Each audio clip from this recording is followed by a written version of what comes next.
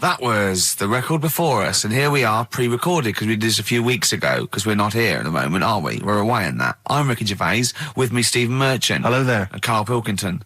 Well, he's not actually with us. No. He'll be in some of the best of clips that will be coming up shortly. Yeah, this is just us, isn't it? This is just us. We did this, when did we do this, Rick? A couple of weeks back. Hold on, what is it? It's the 27th today. Yeah, I enjoyed Christmas. I loved Christmas. I loved Christmas. I had a great time. What'd you get? Loads of presents. So did and I. I'm glad they made it to number one. I'm really glad. Stroke, he, she. Yeah, I'm really glad that the pop idols, Cliff Richard, Westlife, made it to number one. Bo Selector. Yeah, just delete that. Yeah. Okay, well, we're going to play some of the best of, some of the greatest moments of the last 3 weeks. Yeah. Ever heard on XFM 104.9. What about this? Do you remember this one? Oh, which one is it? All right, so here's the first bit. Right, there was this. This is what it's like about getting presents and stuff, right? With my mum and dad. Go on. My mate Colin, right? Colin Mackin? No, Colin Bailey. Oh, right? yeah. He had a little Sinclair Spectrum, right? Yeah. Computer, Yeah. which was like the thing to have at that time, right? Yeah. Used to always go round to his house. The deal was Not the one you had to play through the window because you weren't allowed. No, that's another lad. Oh, right? yeah. This is a different lad, and the deal was he came to our house, and my mum gave him a pie, and then I'd go round to his, and I'd stay there for a few hours playing, Hungry Horace and stuff like that on it. Sure. Right? Now, my mum and dad knew that I really wanted one of these computers, right? So I waited about a year. Came round to Christmas Day. I thought, I reckon might have one. Turned out they bought me the wrong one. They bought me a ZX81 instead of a Spectrum, right? And Christmas Day, I'm there trying to load the games up. It's not working. I'm thinking, what's wrong, right? And the thing with me when I was a kid, I used to get quite sort of agitated. This is the moment. Right? I found out that it needed a RAM pack to make it work, right? Looking in the thing and it's saying, and make sure you put your RAM pack in the back. And I was like, oh, where's the RAM pack? And my dad's going, I don't know, I've got you the main bit. That's it. So I was that wound up, I just was sick, right? Just sick. I didn't feel sick or anything, I just was like, oh God. Went to the sink, just sick. Because I was that on edge about it. I said, come on, we've got to get one. And my dad's like, Tandy's shut. We're not gonna get anything today. Ruined again, Christmas Day. That was after the year when my train set got blown up by our kid. The following year, no RAM pack. And now you ask me why don't I get good presents? He's scarred. He just I'm gonna die. Honestly, I'm gonna die. He's just screaming sick. Yeah. There's no RAM pack. Did you get to the bottom of it? Why wasn't there a RAM pack? You have to buy them separate. Oh, It's one of them okay. cons. What do you mean I can't play Frogger? Oh no. So, wasn't there another incident when you threw up? Spontaneously threw up? Oh. Through sheer anxiety? I do get it. It's not so much now because I've relaxed a bit, but as a kid I used to be quite on edge all the time with certain things. Do you think that's what happened to your The cat wind. that kept being sick? That it didn't get the food it wanted, and it just threw up? Do you remember that? Yeah. God, so they shaved it. No, like, again, I spoke to you in the week, and I had much better things, like when I tell you about Brian Blessed climbing Everest, and for some reason it made him, it played havoc with his belly, and he followed through and he had to clean up. Shut himself? Yeah, using ice and snow. Why are you telling me that Brian Blessed... in what way is telling me that Brian Blessed shit himself once in any way educational?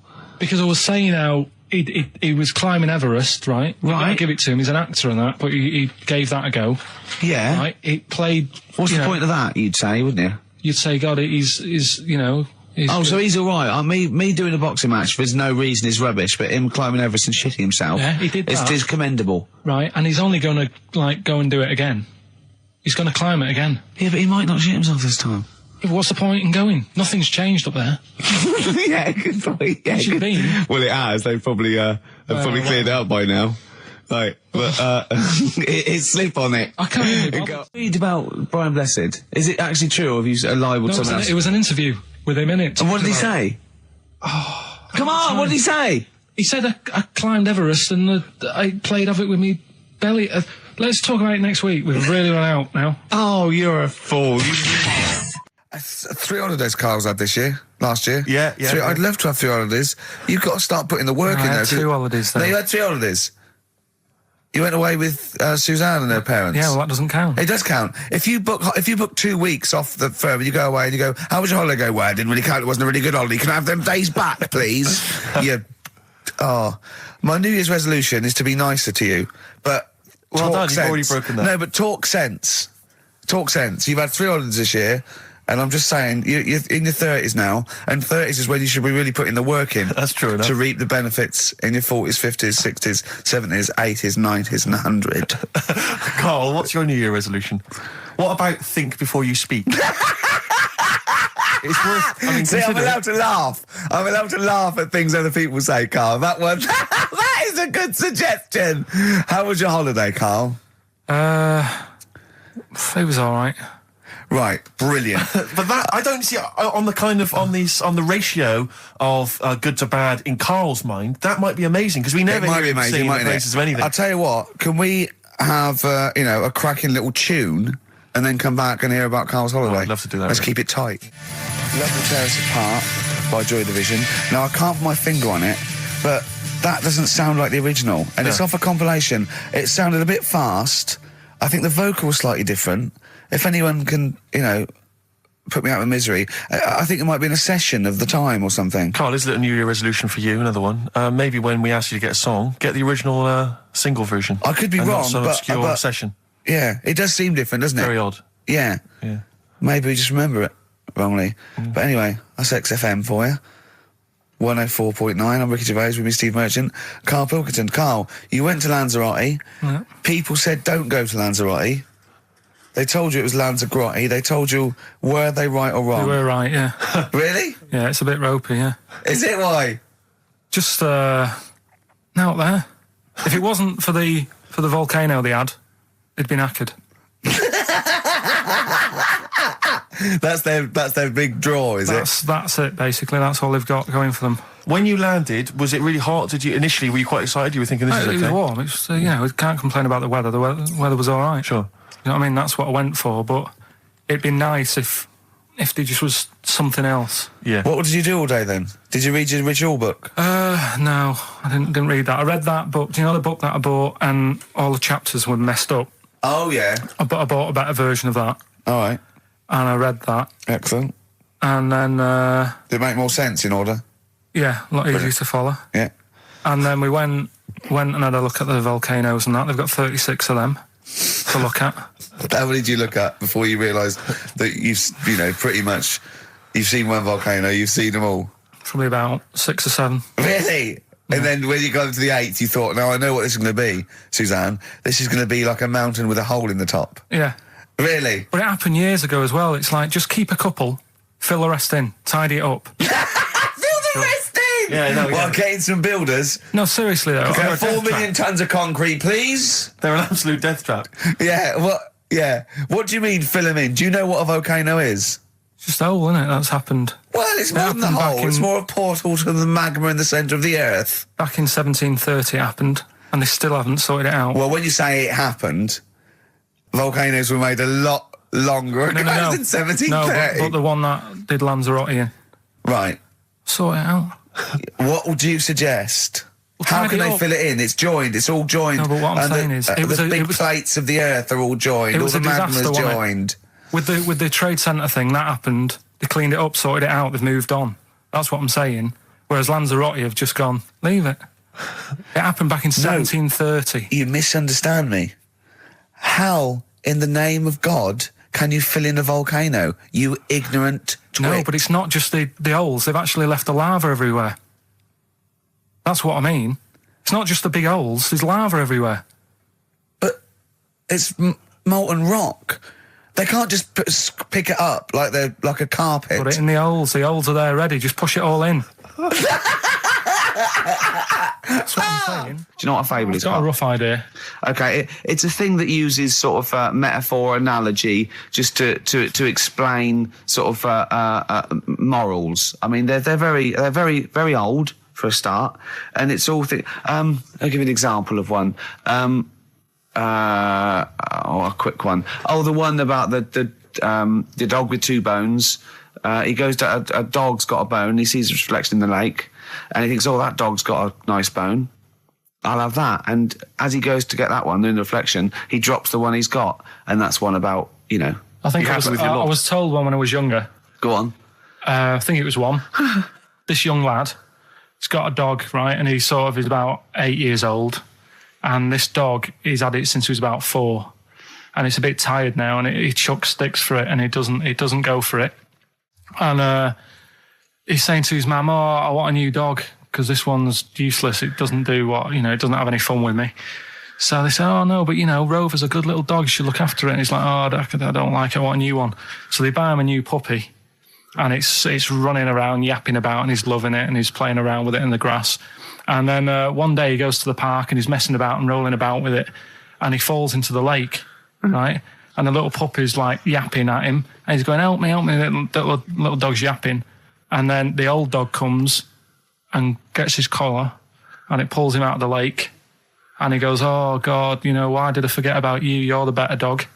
And he loved that one again rather than the puppy. I got a feeling that was Lassie. Well, yeah, that was an episode of Lassie. What's the moral? What's the moral there, Carl? What's that telling? What's that explaining through analogy? Sort of, don't forget the old. Look after old people.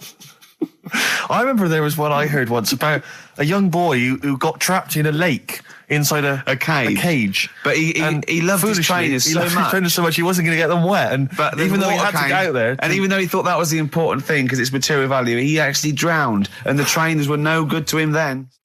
That was Bowie and Waterloo Sunset. Love that. Love the original. Love Bowie. Bowie was my gig of the year. These are my singles of the year. These are our clips of the year. I'm Ricky Gervais, with me Stephen Merchant. We're just picking some lovely little bits and pieces. Do you remember when we talked about this?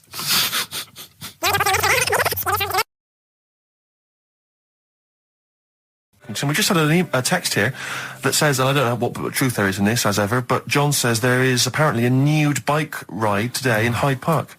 Now, I can't believe that's the case, because I don't think it's allowed, is it? You can't ride around with your veg, can you? I don't know. Why would you want to? Well, good point. On a bike. On a bike, I like the fact that that's what disgusts him. I want. Do you know what? If we did appeal for a nudist to call in, I'd want a very specific sort. I want a German nudist, a middle-aged man called Helmut. Okay. If there is any, or the closest one to it. So I want a middle-aged man from Germany. If your name is Helmut, you're in. But I'll accept Hans. Carl would be good, wouldn't it? All right. Yeah. I think I'm wondering if the age might. Maybe we could broaden that. Okay, just a German nudist bloke. Right. Could he at least be fat? Can I find a fat German fella? If your name's Helmut, we're going to give you a big prize. Yeah. But you know, any fat German fella who likes to get his sausage out. Sure. Okay. It's sauerkraut. Yeah. What's the phone number? 0871 222 1049. It'd be good just to get an email or a text with a contact on it, and then I can just call them up in the week. Sure. And 83936 is the text number. I don't know what our audience demographic pans out like, Rick, but I'm suspecting that's probably a fairly small fraction of our listenership. I know, but you know, there must be someone out there. If you know a fat German who likes to get his tackle out, phones are going. Straight away. Just answer it, Carl. Just answer it. Just pot luck. It could be anything. Well, just see what it is. To be fair, it could be a nutter. But just say hello. Just tell your turn. It's not straight away. He'll stay there, won't he? He'll stay there. Well, answer it. Answer it. Leave it. Answer it. Oh, you see this? It's gone. It's gone. There you go. He bottled it. So, just as well. Well, you took too long to answer it. There's a vicar in Australia who's started sort of doing his services and all that. In nude. Hot, isn't it, out there?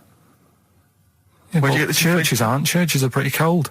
It was on some website. Of course it was, yep. Just saying about a vicar and that who's... there's a lot of nudists and that who want to get married. Do it, you know. Don't mess about with the wedding dress and that. Just snip up. Cheaper, isn't it? Well, I suppose it's so... I suppose if you believe in God, you believe that that's the way to be, innit? Because Adam and Eve and that. Yeah, but then in Adam and Eve, the shame made us dress up, didn't it? Yeah. Eating the apple and things. Yeah, but God didn't want that, did he? No, he wanted to see it all. He was loving it. You don't know ahead of time getting a knife full of all of that, and then the snakes snake. cover yourself up. Stitched him right up.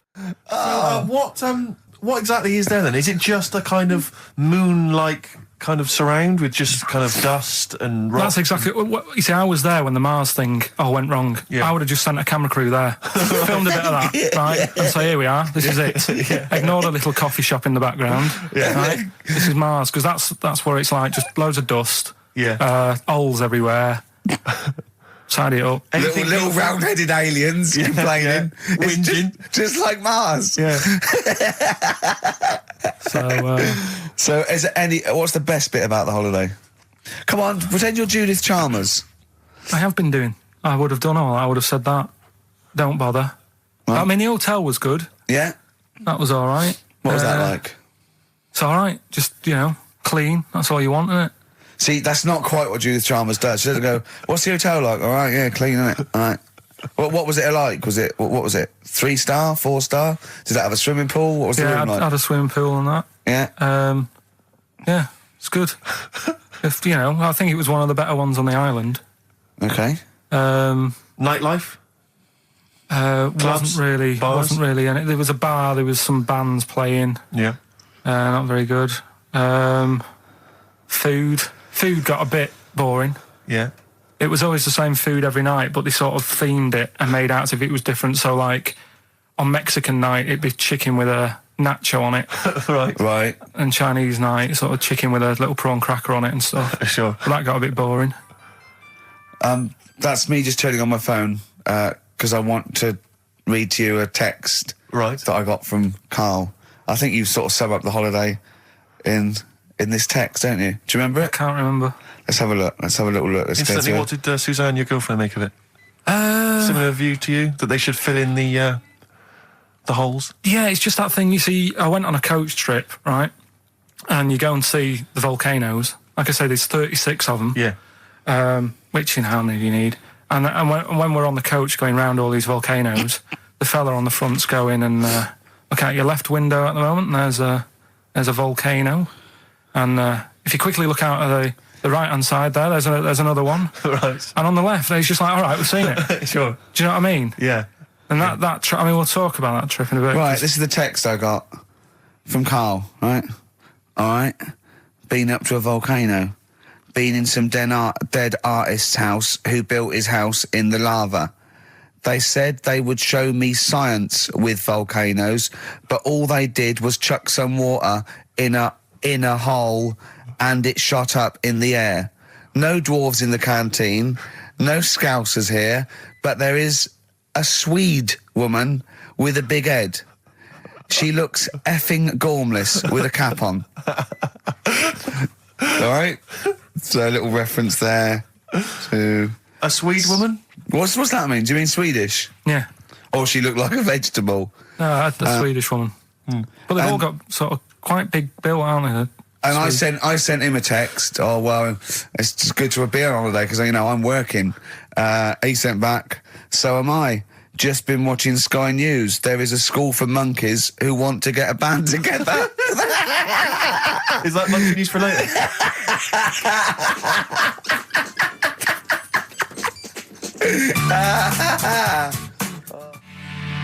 Oh My Corazon by Tim Burgess. I can't get enough of that. I love that chorus. On XFM 104.9. Ricky Gervais, Steve Merchant and little Karl Pilkington. But it was a nice holiday. Yeah, it's all right. It's just, I went there to relax and that. Exactly. Did a little bit of that. Trying to think of some new, features and stuff. Sure, always working. 3 holidays a year, Jesus. Oh, well, not really 3. Oh, two. It's all one big sort of like work thing to me and Steve. 2 holidays, isn't it? Work hard, you need the holidays. So, yeah, the things that annoyed me was like, you get bored, sat around the pool after a couple of days. I'd read my book. Yeah. There wasn't much going on the Not even any crabs to throw sand at, was there? No crabs or anything. They wouldn't bother with Lanzarote, right? So decided to go on a little trip. That's when I saw the volcanoes and that, 36 of them. So we go on the trip, and the thing that annoys me, it does happen every holiday that you go on. If you go on a sort of a package thing, they have these trips, right? and you pay about 40 odd quid, and they give you some wine, so it make it feel like you're getting your money's worth. But how many of these trips have you been on then? Loads. Probably about 12. More holidays than I've had. Go on. So anyway, so you're on the coach, right? And they take you for the volcanoes. They took us in the middle of nowhere. Yeah. Right. There's nothing else round there. Sure. It's like I say, it's like Mars, but with holes in the ground. Yeah. Right. And they sort of drop you off, and they go, right, everybody, see you back here in an hour. There's loads of volcanoes for you to look at, and a coffee shop over there. And you know for a fact, right, you don't need an hour there. You could just say, well, just keep the engine running, because I'll have a look in this hole, we'll get back on, give us 5 minutes. Don't need an hour. Absolutely. But you know that they've got something going. It's a backhander, definitely. What, with the coffee shop? Definitely, yeah. They go there. And they get everyone to have an ice cream and a coffee, and they sit down, have a fag, talking to the bloke. Yeah, and it's like, cousin. Yeah. How much was the coffee? Was it probably about €3 each euro? So I think it was $3.50. Sure. Yeah. Which is, I don't know what, that's about £2.50. Yeah, they stitched you up. Go on. Talking about this the other day. What was it now? Listen, the fella. Play a No, listen. record. Do you want, All right, no, come on. All right, he's got it now. Go on. This fella goes to the doctors, right? Oh, right, okay. Right, if this is in any way apocryphal, stupid, illogical, impossible, right, you are never, ever speaking again on radio. So make sure this is at least possible. I'll tell you what, I'll even give you improbable but possible. So if anything that breaks the laws of the universe or logic, okay, that's all you have to avoid. On you go. Right, so this fella, right, he goes to the doctors because he's got earache. Right, okay, if a chimp's living in his brain... Go on. So he's got earache, he's sat in the waiting room, and his ears all bunged up and it's hurting a lot and what have you. So the doctor comes out and he goes, right?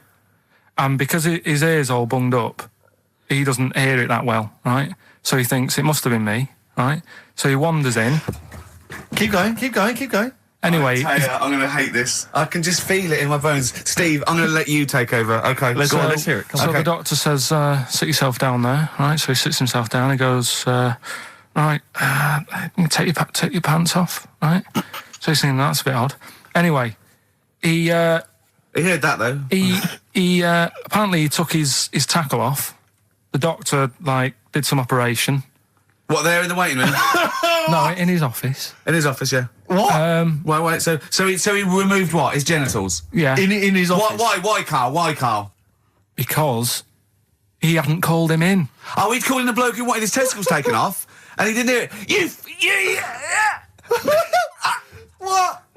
So the doctor went out and said, Mr. Jones, who's here to whip off your cock and balls just here and now, right? Bloke comes in, didn't it? It must have been me. So the bloke who wanted his balls taken off didn't say, I think he said me. So he didn't interrupt then. So the bloke goes in, he starts taking his testicles off, and he doesn't say, I'm here for me ears. What are you doing with that? That is a blinding record. And before that, Rick, what do you make of those adverts? They were great, weren't they? I like them, yeah. I'm going to buy all them products on the way home. And that's endorsed by Ricky Gervais. He's won awards. Yeah. Rick, do you remember this?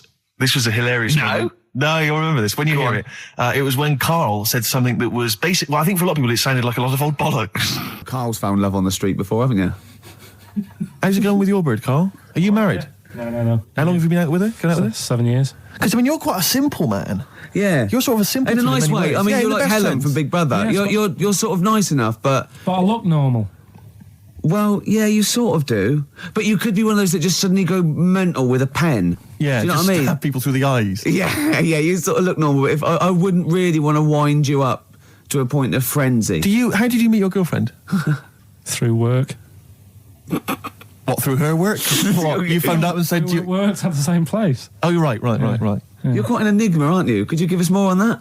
At work. You met her at work. What, she came in selling sandwiches? She was going through the bins outside. What do you mean you met her at Why are work? you having an attack on me? You're the one who's sad and lonely.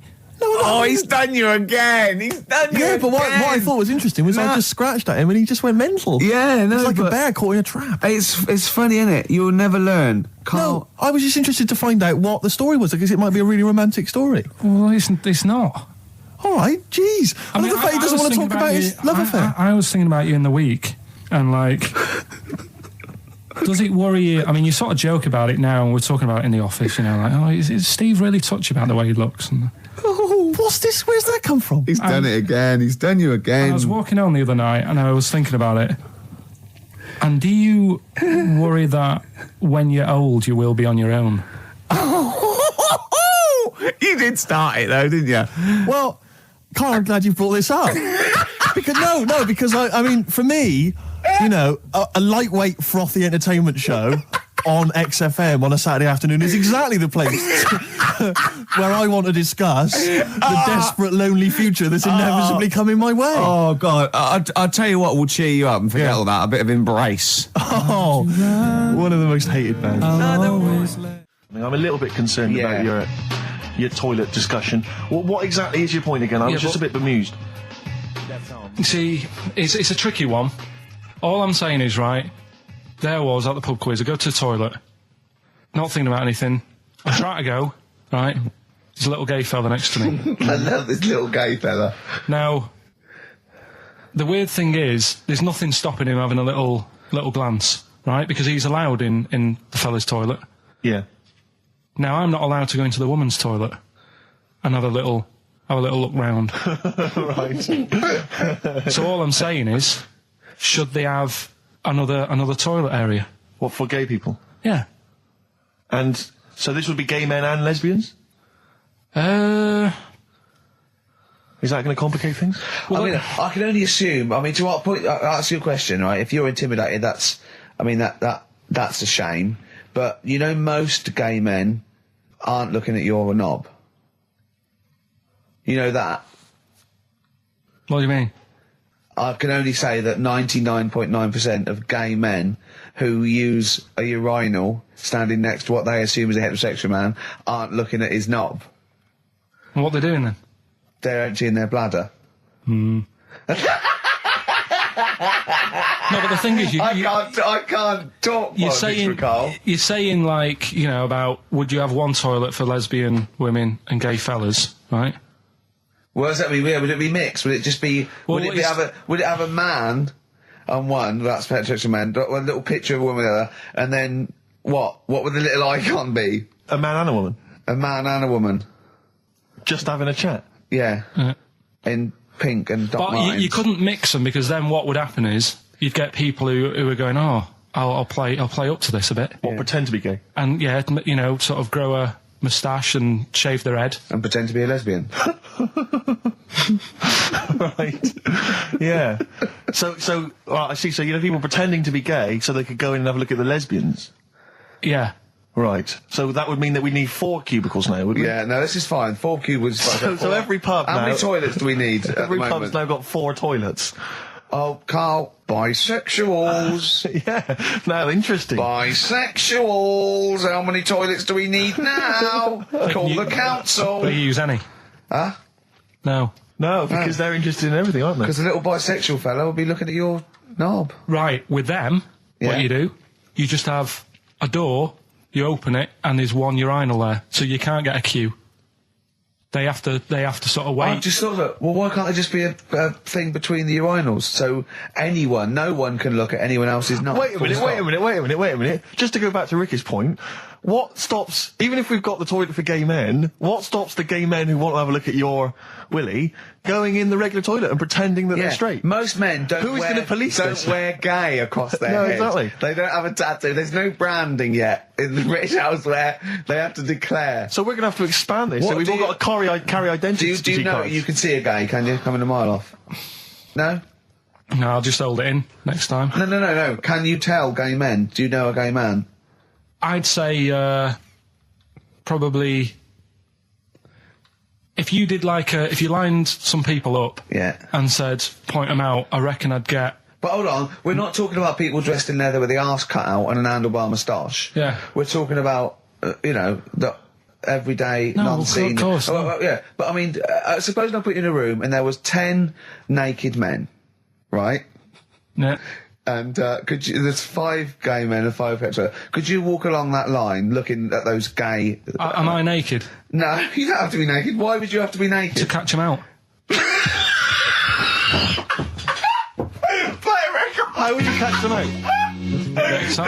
Don't go into it. Don't go into it. Don't go into it. Play a record.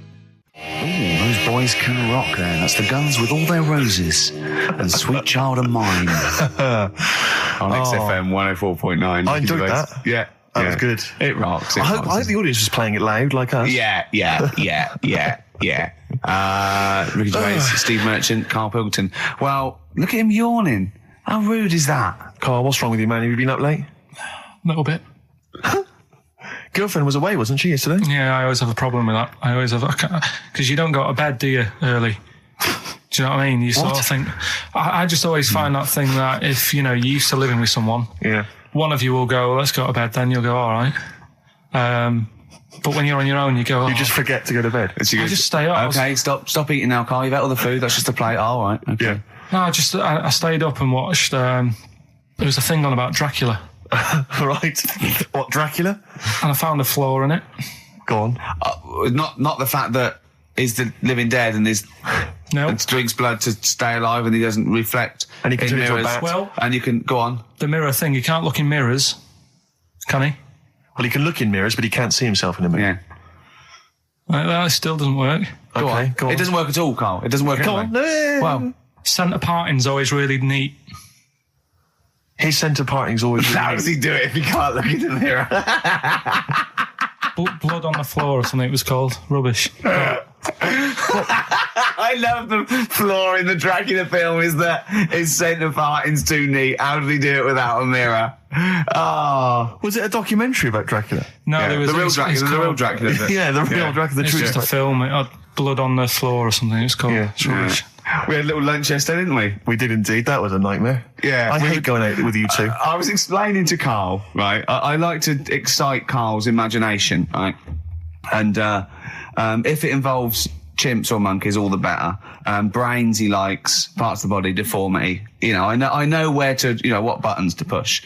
And I told him about this thing. I don't know if any of you out there know about this, but there's an experiment they did in the 50s, a clinical psychology experiment where there's your 2 hemispheres of the brain, okay? They're joined by a thing called the corpus callosum, right? Which is just a little flap of skin, like a little scarlet lead that joins your 2 hemispheres. And what they did, they cut that in half, and they thought it was a cure for schizophrenia, but what it turned out to be, or epilepsy, I think, I can't remember, was that your 2 sides of your brains didn't function together. You couldn't get information. I was telling Carl all this thing, and one of the things I told him was that they did it on a monkey, and it fought itself over a nut. Like its right arm was connected, by its left lobe of the brain, and it was fighting over itself. And Carl went, instead of thinking this is amazing experiment, he went, would it have been happy if you'd given it 2 nuts? Yeah, I know. Well, you started off by explaining it. I remember you mentioned, because I was watching the 2 of you as you were describing it to me, you said, of course, one side of the brain deals with symbolism. And as you said the word symbolism, I noticed Carl drift away from looking at you, pick up his mobile phone and start pressing buttons randomly. And I thought it was the word symbolism that got him. And I noticed it took you just a moment longer. And I think the first thing you said was, when did I lose you? Yeah, I knew I'd lost him. It's extraordinary. And he doesn't even try to disguise it. I said nomenclature at one point as well. Right, yeah. And I knew I was dicey with death there. Yeah. But, but I told you tried to look it up, didn't you, on the web? You didn't find anything about it, did you? The spelling of it's, what is it again? What's the word? Corpus callosum. Yeah, so I couldn't do it. No, there's no point. Yeah. Don't bother. Give up. Don't bother. Give up. So if anyone knows any interesting facts about that but yours hasn't been cut in half, has it, Carl? That would, again, might explain something. I'll tell you what we will be talking about later. I don't know if you're sort of aware of them, Steve. Go on. Bonobos. Oh, I don't know much about bonobos. I told him about he was looking for stuff. I said, put in bonobo. He was having no luck with chimp. And they're a form of chimpanzee, but they're even closer to us, evolutionarily speaking. They've got their social groups are more like ours. They're more intelligent. And he was loving it, weren't you? So is it human bonobo Carl? Is that how it works on the evolutionary ladder? Chimp Carl. Yeah. Yeah. Talking about So we're talking about bonobos. You're excited about that? Yeah, That's coming up in monkey news? No, I think it's a bit of a monkey bonus. Placebo, Bitter End on XFM 104.9. This is pre-recorded. We recorded this a couple of weeks ago, before Christmas. Hope you had a great Christmas. If you didn't, not our fault, really, is it? Nothing to do with us. Wouldn't have thought we'd have. We're well over time because we've got plenty of cash now, thanks to a lot of you who probably bought the Office DVD. Yeah. Probably got And that if you in haven't stock. yet, and you've maybe got vouchers or money, still available. Still there in the shops. Still available. You can still make it the best-selling DVD of all time. Please. Please do. Yeah. Please do. I'll tell you what you want to hear there before you make your mind up. I'll tell you what, if you like this next clip, go and buy the Office DVD. I think you will. It's a brilliant clip. It's the one where we talk about, well, it is self-explanatory. Yeah. We went, it was a great day, wasn't it? Brilliant round of golf. Absolutely brilliant. Such a beautiful place in Stoke Poges. It's like a really posh place. And are you a good golf player? Well, we'll get to that. Oh, okay. Wow, he bought the shoes especially for it. Oh, brilliant. I'd love to have seen him in those little shoes. I know, and they were no good because they were metal spikes. We had to change them. He was annoyed straight away. He spent over £22 on these golf shoes. We hired a buggy that was brilliant fun. I was bombing along, wasn't I? I don't drive, but I just, it was great on that buggy. Well, you've been on a buggy with me and you were a bit scared. Yeah. What I nearly killed us once. I was just taking banks and things, but you don't see sort of bunkers, and he'd scream, go, stop! And he'd put his foot down the brake, and then I reversed. At one point, he sort of did a handbrake turn next to the lake, and then we had to reverse, right? And you know, how you just flick a switch and put your foot down. He did that without looking. I looked behind, there's a big oak tree there. He screams, watch the tree, right? So Dukes of Hazzard. and I kept jumping in and leaving him behind because I had to go to my ball. Because anyway, the first shot, I got on my driver. I honestly did one of the best shots I've ever done. It went straight down. It was great. I thought, phew, got away with that because it's always the first one because it's a clubhouse and you want to look good. Yeah. So. He tees up, and I've been saying, buy some balls. He just got 6 balls. I was going, what if you lose me? I won't lose 6 balls, right? He tees up, right? Whacks it. It goes miles, like right angles, straight into these the woods, right? He turns around, he goes, go and buy some more balls. So I'm laughing because it's like impolite to laugh, but he broke the ice for me, and I was falling around. And then his second shot, I go, you know, you're off a 3 now. If you take another shot, he went, oh, right. So it's his third shot. He puts the ball down. He hits the ground before it and misses the ball altogether. And I was on my back, wasn't I? Unbelievable. Actually rolling about on his back.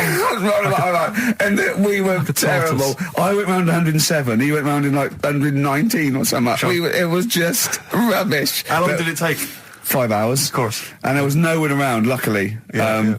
But it was fantastic. So then we go and have our meal. What annoys me, I said, right, I'll go for a run. He went, I'll have a bath. I said, I'll see you at 7:45. At 7:55, I have to call him. He's not ready, so he's let me down there. I can't stand lateness or laziness. You hate lateness. Yeah, and he's let me down. Do you know his excuse? He fell asleep in the bath because there was no light bulb. There's no light bulb in the bathroom. So instantly he fell asleep, and he was late. No, do you know what I mean, though, Steve? If you're sort of, like, nice and warm and what have you. I was tired anyway. I've been stressed out for 4.5 hours, right? My life flashed in front of me a few times in that buggy. So it's all sort of wears you down a bit. I thought, right, I've got a headache. You're going for your run. I'm going to have a bath. I walk in, put the light on. For some reason, it didn't come on, but I thought, it's all right. I'll just... doesn't matter. You can have a bath in the It's summer, so it's light anyway. Well, there's no windows in the bathroom, so... So you were in the darkness? So I'm in the darkness. I nod off because I'm shattered. He calls up, hassling me. So I said, well, it doesn't normally take that long for me because, I haven't got, like, long hair. I've got a dryer and sure. I can sort of one wipe. Yeah, he's already 10 minutes late, though, when I called. Well, 10 minutes. 10 wow, minutes. this is late, this. Next. Doesn't matter. Dinner wasn't until 7:15, so we had, like, another 20 minutes anyway, so it doesn't really matter. Yeah, but we said 7:45. So he's calling up, hurry up. So I said, yeah, all right. So I get out and dry and like me tackle and what have you. Calls back again 30 seconds later. No, I don't, I don't like that. You're not going to do that, no. Give it a wipe. 30 seconds later, come on. So I end up going downstairs to the meal area. Naked. With a wet shirt on and wet socks. I've got headache as it is. Meant to be a relaxing weekend. But anyway, so we have our meal, which is really nice. And then we're sitting in the bar. I'm having a cigar by the fire. Yeah. Like, we're having a rather nice Pinot Grigio. Yeah. He's there going, I've got a headache. Is this 1955 that you live in? I know. Yeah. So, right, we are knackered because, he's not used to work. I've seen him moaning, falling asleep. He's not used to it at all. And you've been on your feet for over half an hour. Yeah, right. So, we didn't even walk around the golf course. We had a buggy. Yeah. It wasn't even exercise. And now it's Karl's bit. It's the re-education of Karl. He's like Liza Doolittle. And now he's coming to, or Lawnmower Man, if you've seen that film. More like Lawnmower Man, if you've seen the film. You know what I mean. And his homework was to just study quotes, really, on happiness and stuff and general well-being. He's not a big happiness quote fan, are you, Karl? Not really. So what have you done? You've come up with something, haven't you? Right, yeah, I told you, right? Because a lot of these are just things you say every day. They're nothing special. So what I'm doing... Well, you say them every day. Well, the sort of things you come out with and you don't even think about it, do you know what I mean? Yeah. They're on the TV all the time. People on the radio are saying these sort of little quotes. Sure. And what I've done is, remember that programme on Channel 4, Faking It? Yeah. Where they got some, like, posh kid to be on a door and all that. What I've done, I've... Imagine if that was the pitch for the show. Dear Channel 4, you're just going to get a posh kid on a door or something? Yeah, Yours sincerely, Karl. Come in. Yeah. TV producer. Yeah, go on. So, what I've done, this little book of quotes, happiness quotes, I've picked two that are real. Okay. And I've made one up. Right?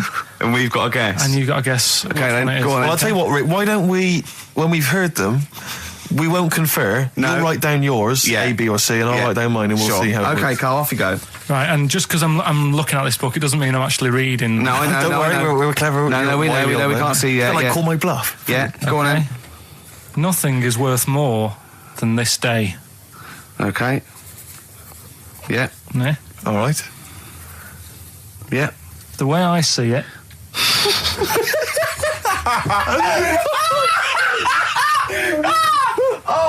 Oh God, my head's gonna burst. No, hang on. My head's gonna burst. No, Hang on. this might not be Karl's. Oh, it might not be. How do you know I haven't tweaked them a little bit? Yeah, good Okay, point. fair Good enough. point. No, good point. The way I see it, if you want the rainbow, you got to put up with the rain.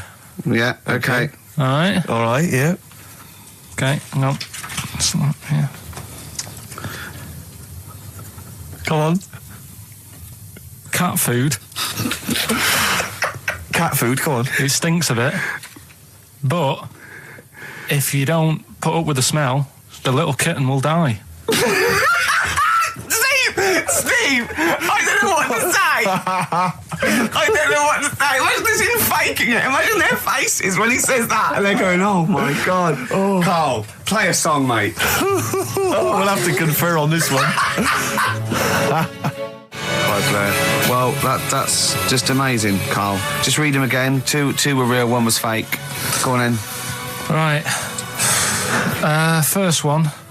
Nothing is worth more than this day. Excellent. Next one. What does that mean? Well, cherish now, cherish your time. Okay. Because you can't get it back, and That's the way I saw it. Carpe diem, whatever it is, seize the day and all that. Okay. If you want the rainbow, you've got to put up with the rain. Yeah, of course. Yeah, rough with the smooth. It's not all plain sailing, but rainbow's beautiful, but it comes because of the rain, which you might not like. So make the most of everything, and good. Cat food doesn't smell good, but if you don't put up with it, then the little kitten will die. Right, now, Karl, that is a good effort. Now, that one's yours. I mean, obviously, right? Right, no, but it's a good effort, right? I mean, it slipped seamlessly into the others. Yeah. Don't think it didn't. No, but it's good. I mean, we knew it was that one. But what I will say is, it's good, but what you don't know, maybe subconsciously, is, I mean, it's very similar to the putting up with the rain and the rainbow. But that's good. Why do you think that? Well... What does mine mean? Well, even though it smells bad, it's good for something. Right, So see, that's I didn't look at it like that. What did you look at? I kind of thought... Was yours more specifically about cat food, generally? Because normally it's an analogy. Yeah, or a metaphor for something, much bigger. Well, no, the way I mean, looked at it- Dolly Parton, who I think did the rainbow rain thing, she wasn't specifically concerned about weather conditions. No. It was a sort of general idea. It's all about life. Yeah. Well, that's what I've done. Go on. I've used an everyday thing Yeah. and put it with today's problems, right? Go on. So, like, my girlfriend, she might like to go shopping for clothes. I hate it. Right. But because I love her, I put up with it. Ah, that's nice. Yeah? Yeah. So you love that little kitten. You can't stand the smell of the stuff you got to feed it. But because you love it, you go, well, you know, I'll put up with this just for a few minutes and then I can, like, squeeze its head later and give it a little... Sorry! Squeeze its little head. Yeah. Well, that's just the thing that I do with cats. Put it in a bag and drown it in a lake. I can feed it and then I can throw it against the wall. Exactly. So you didn't see it like that, did you? No, that's very good. So it's about love, is it? It's about putting up with the bad things for something you love. Yeah. Well, that's nice. But that's very Carl, good. you seem now to be convinced and rather smug that you've tricked us and that you've fooled us and that we didn't understand it. Well, I say that's your fault, not ours. No, it's not, though. I mean, look, that man in Forrest Gump, he was a bit of a nutter. And he came up with the life as a box of chocolates thing. Yeah. Now, if that was in this book, you say, oh, yeah, brilliant, you know, good bit of work. But if he was sat here doing the show with you, you'd be taking the mickey out of him. Sometimes I feel he is. No, but Carl, I could. In fact, if people are out there, we're too lazy. Could you write down everything Carl's ever said? Because I think we could publish that. Yeah. He said one today. He saw my salamander. It's not a euphemism. He saw my salamander, and it's just sitting there in the tank. Your exotic pet. Yeah, and he's worried about there not being a lid on. And he said, I went, what are we worried about? He said, wow. He said it sits there for 24 hours a day, obviously planning to get out. Well, it's got nothing else on its mind, and it's, the daft thing is, he has actually got the lid ripped up a little bit. And he'll be looking up there, and it's going to get out. But what's the worst that could happen? What's it thinking? What do you think it's thinking, this salamander? It's got its eye on the DVD player. I can have Ian be down the market. Right. Okay. Right. The results of We ain't got a winner for the first time. Yes, we have. We've We've done got this loads. feature for... We've got loads of winners. No, we haven't. We've done this feature for 3 weeks. This is the first time I've managed to sort of... What? Well, let's go through them then. What have they got wrong? The first one. The first one. What was the first one? Well, hang on. Let's do them in reverse order first. So what's the last one? The last one, the clue was that bloke does sport on the telly and he's got a little kid. What's that? That's Destiny's Child.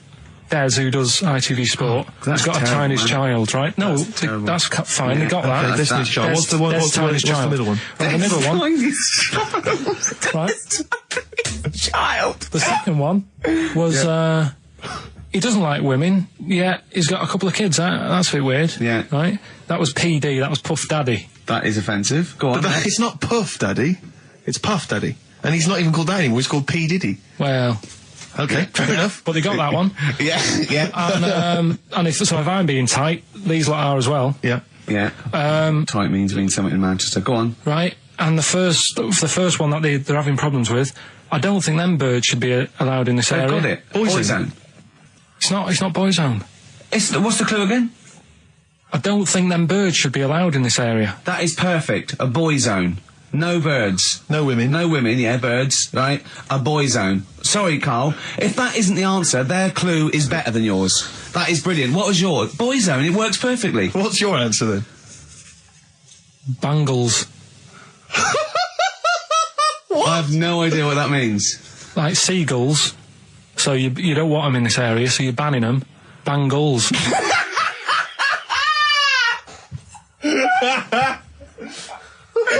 Oh! Well, give it to Boyzone, because Boyzone's better. There is birds being allowed in this area, it's a Boyzone. I think we should have a rollover. Can't beat them. Can't beat them. You have to use his logic, surely. But theirs works. You can't do what am I thinking. No, that's not what I'm thinking. It perfectly. It works perfectly. I think you've got to give it to the ones that got the Boyzone. Well, how about, right, because they didn't actually get into my head and my way of thinking, heaven right? forbid. How about we just keep back the David Attenborough and they can have, I'll chuck in the Hellraiser, right? Okay.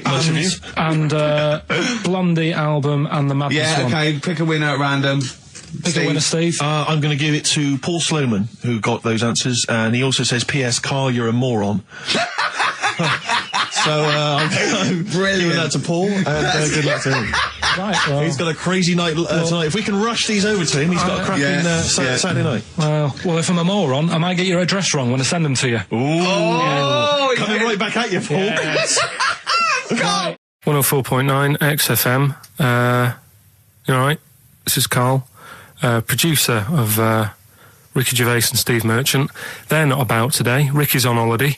Steve couldn't be bothered. So I'm left here with all the DATs. That's a digital audio tape of all the shows they've done since they've been here over the last, I don't know, year and a half or something. So we'll play you some of the best bits. All right, so here's the first bit.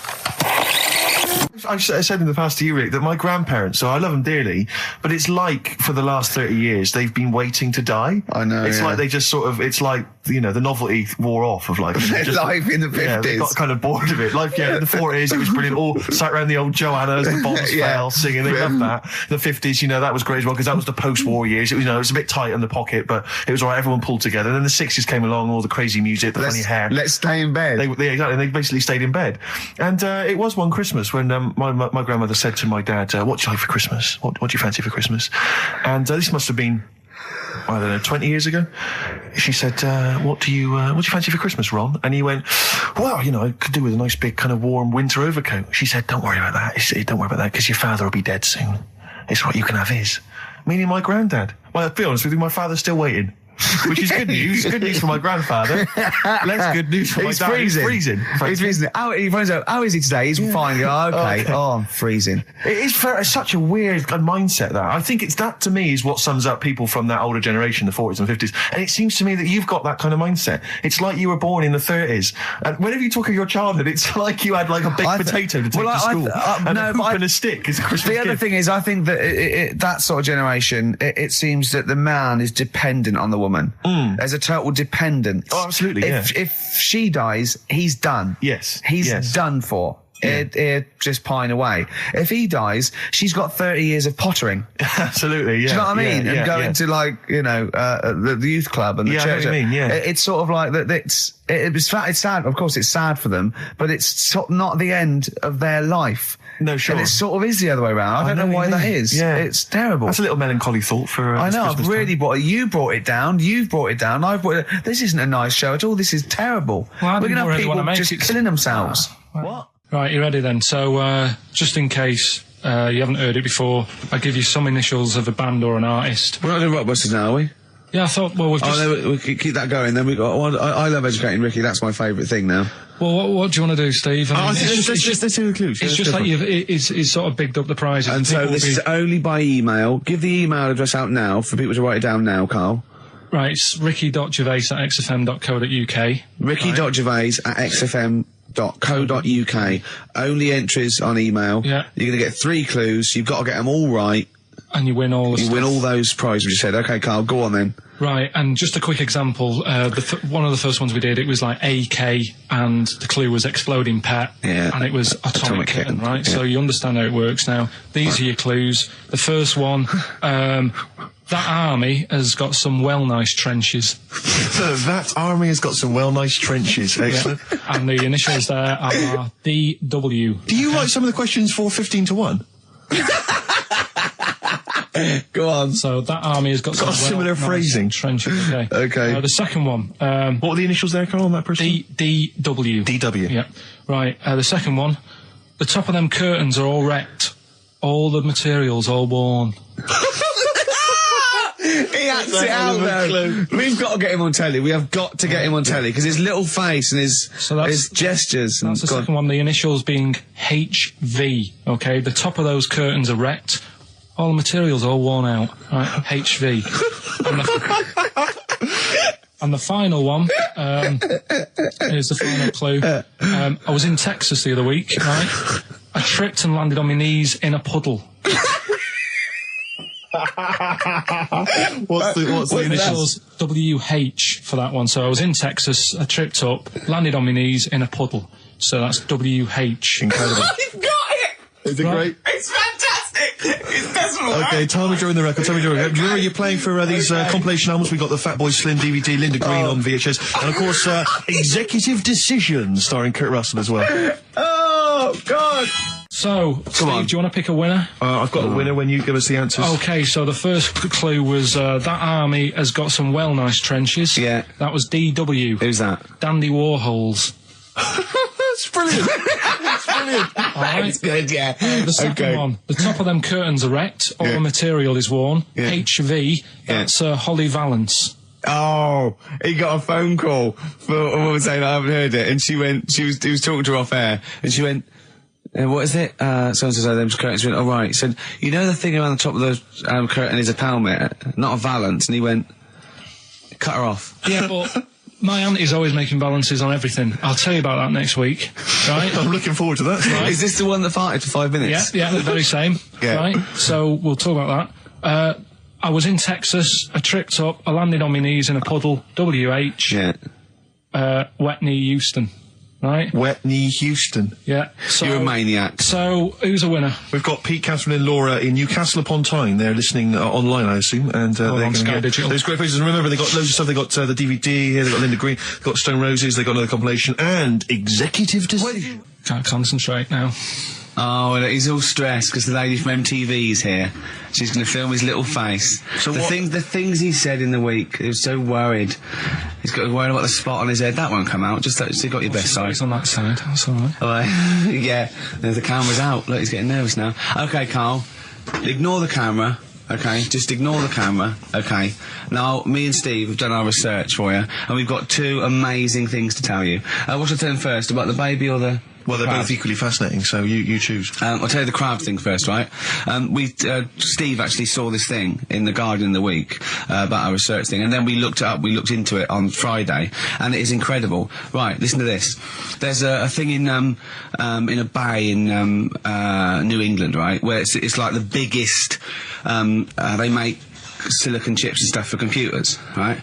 And because of the data protection thing, after they've done them, because they have to destroy the plates, right, well, the information's sort of put onto them, but there's still flakes of silicon. They sort of grind it down straight away, and some of the flakes got into the bay, okay, but some of the information is still on even the slight granules of silicon.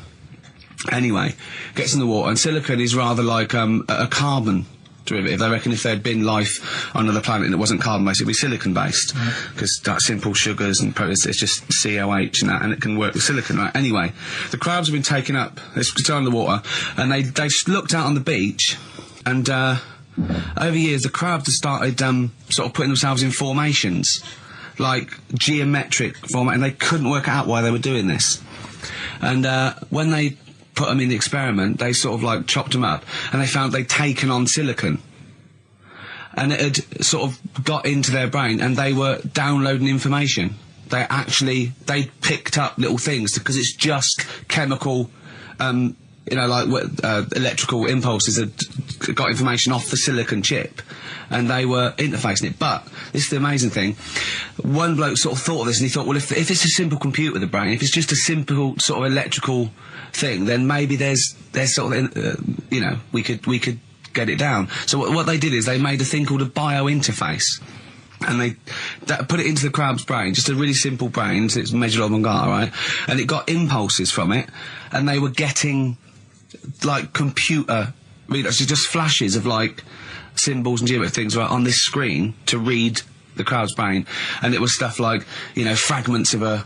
What made them do this in the first place? Because they saw the crabs behaving differently. They were behaving differently to each other. They were just like they were, intelligent, and they were sort of solving problems and all this sort of stuff. Anyway, when they downloaded the thing, it was like they found one of the secretary's names where it had been on the silicon chip, where it was just like a flash of a computer screen. But the most amazing thing is, they downloaded a memory, right? It was like a snapshot where it had been burnt onto the retina of the crab, just a snapshot of something, and it was like a picture of the beach, like a couple of years ago, right? And they also did, incredible, it was like just a digital black and white sort of thing, so they could see what the crab had seen. Amazing. Jeez. Amazing. So intelligent crabs. What are they doing with them now, then? Super brain. Well, they think this is the upshot. They think they could use it as spy crabs, because they could get these crabs. Also, the other thing is, as generations went on, right? So they put a crab in the sea or something, right?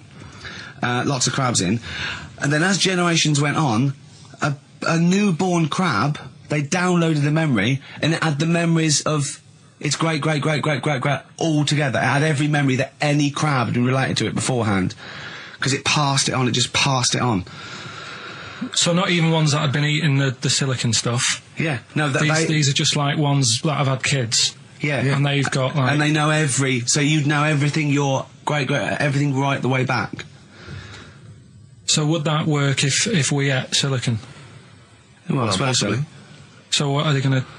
Well, they can use them for all sorts of things, though. I mean, that's what's incredible. I mean, I don't know how you train it particularly. I don't know, it'd be quite tricky to train, but I'm assuming if they can do it that way, then presumably they can give it like certain silicon information, which they can then plant in it, if you like, within its sort of food. Also, if you could get them onto any beaches, you'd have like 1,000 digital cameras just sneaking around. You could get like Osama bin Laden or someone. They don't understand the information they've got. No, they don't know they're doing it. They just download them. So it's not like you could torture them and they won't be able to sort of give you the information because they wouldn't know what information they had because they're just. But the first crab they downloaded, they just kept seeing the same picture of a big crab feeding it, which they really.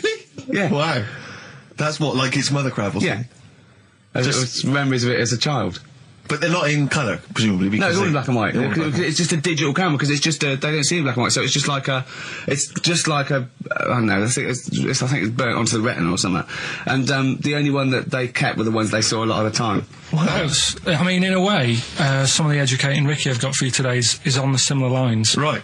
Oh, you've got to be impressed by that. You've got to be impressed by that. That's pretty good. I mean, I'm interested to see, what they do. What they do with what the crab developments are. But that's pretty good. Yeah. But I mean, amazing. Yeah. Amazing. Well, just digest that information because that's not even the most impressive one we found. I think it is. I suppose it's pretty impressive, but the next one's maybe more shocking. Okay, right. Well, let's play a tune and Ricky's got another extraordinary fact. 4.9, I'm Ricky Gervais, with me Stephen Merchant.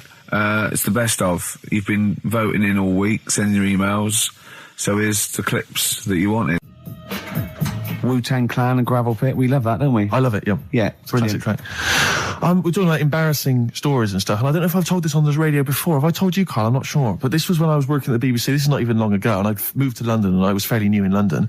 And I was working at the BBC, and I had this BBC hire car, and I've never told it. If there's anyone listening who works for the BBC, I don't know if I can still get in trouble for it. But this BBC hire car, and it was like I'd been ferrying kind of actors and people and production people around all day in this car. And I was driving back, it was quite late, it was about sort of 7 or 8, and I was driving back, and I pulled in to get some petrol to fill up the car every day. And I went into this garage to fill up some petrol, and I was there, and two blokes came in a white van, right? They pulled into the forecourt, and I was filling up the car, and they went, "Hey, do you want to buy a couple of speakers?" And I said, "Yes, I do." Yeah. Because, to tell you the reason, it was like I was so flattered that they thought I'd be the kind of bloke who would, A, need some kind of classy speakers, and B, would like to buy them on the sly. Do you know what I mean? Yeah. I thought, they like the They've seen me. They've seen I look a bit of a hustler. Exactly. Yeah. I'm a street sort of guy. You can see by the way I use my walk. Exactly. Yeah. So I couldn't believe my luck. So they drove behind the garage, the little sort of garage bit at the back, and I went round there, sort of casually went round there, sort of locked the car, went round there. They went, open the back. You had 2 speakers in there. I said, "Are you sure these aren't knocked off, mate?" He went, No. We work for Dixon's. This is a story he spun me. We work for Dixon's, right? And we're delivery men. And if we make a delivery and the person's not there to sign for the goods, then we have to bring them back to the warehouse. But if we can sell them on the way back, then that's really good for Dixon's. Dixon's must love that. And instead of thinking, are you sure some kind of troubleshooter didn't... I mean, did someone go into Dixon's and go, you're not getting in the garage forecourt market? Jones. Exactly. Get a couple of lads in a white van. Exactly. Yeah. So anyway, I sort of bought this story, and I was a little bit dubious, and I went, right, let me hear them then. And he wired them up to the car stereo, and boom, boom, boom, they're playing. So it was some groovy hip-hop. I was thinking, great, these guys know what I'm into.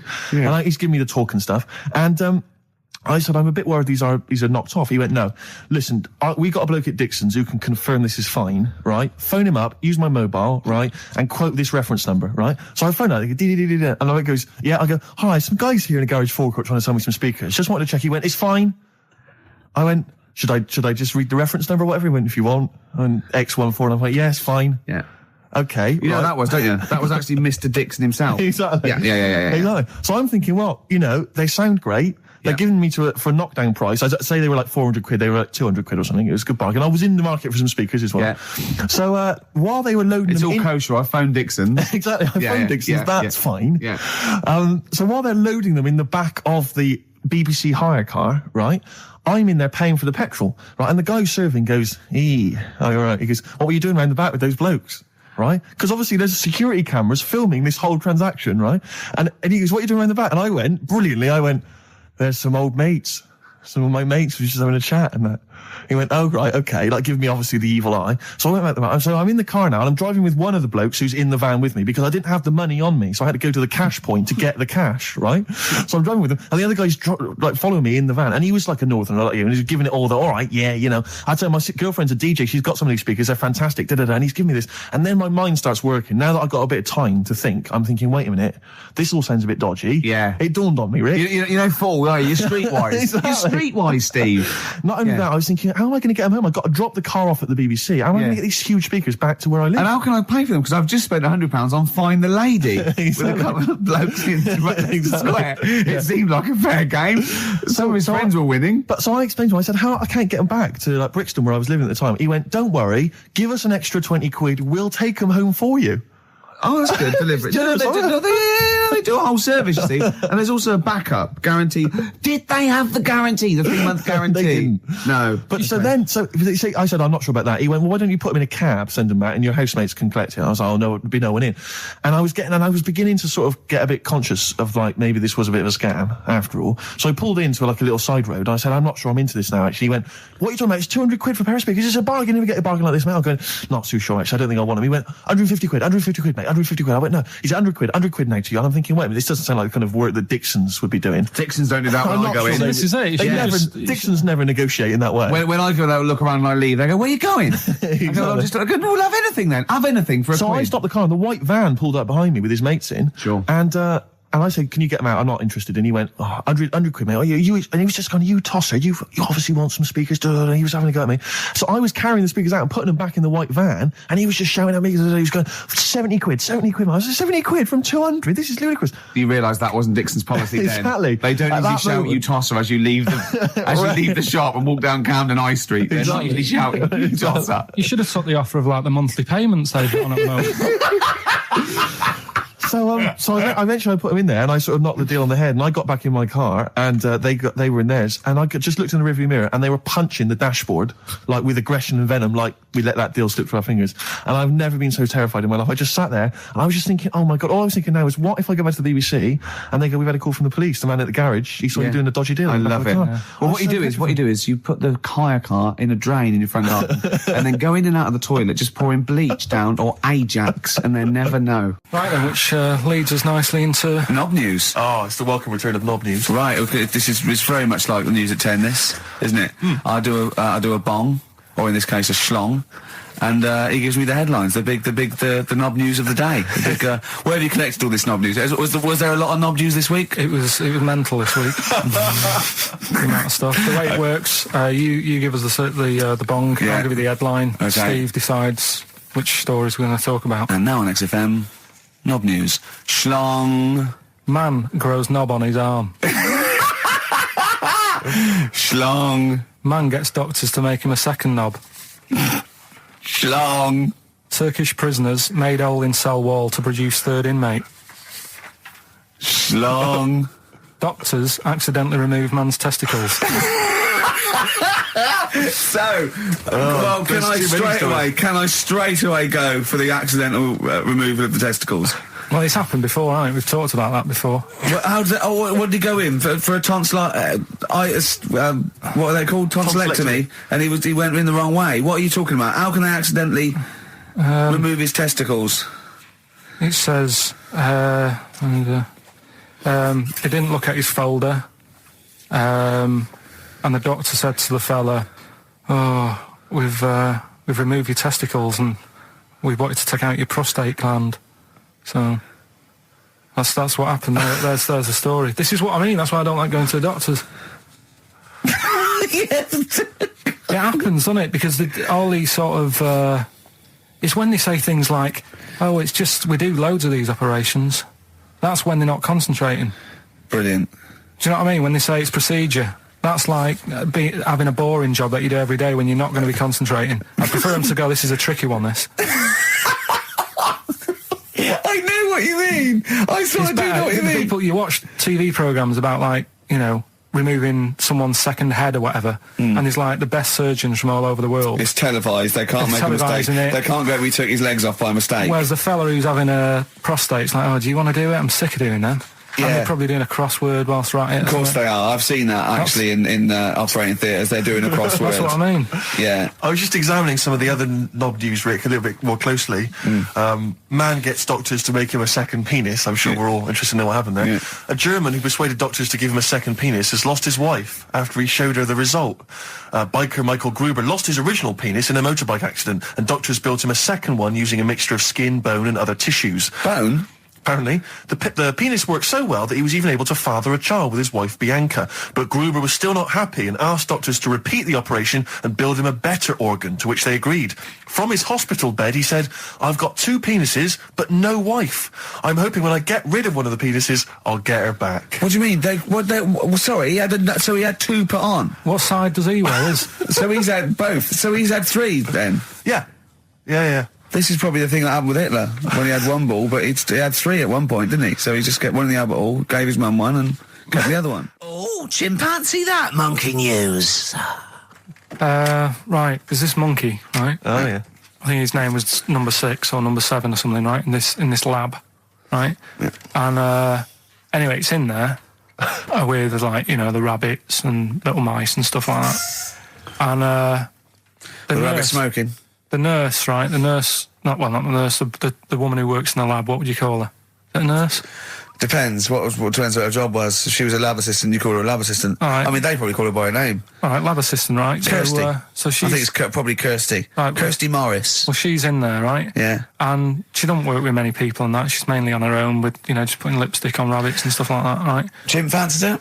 So, Chimp fancies her. He's putting on lipstick. Chimp fancies her. She's got hairy legs. He gets pally, right, with this woman because he gets to a point when she sees him every day. It's the way he sort of tries to string out like it's a narrative love story. Did the chimp put its hand out and grabbed her, and then you thinking that he made a move on her? So right, come on, he's allowed out. He's allowed out. It's not a story, is it? He's allowed out the cage and what have you every day. So he's wandering about, and as time goes on, he's watching what she's doing more and more. Yeah. Right.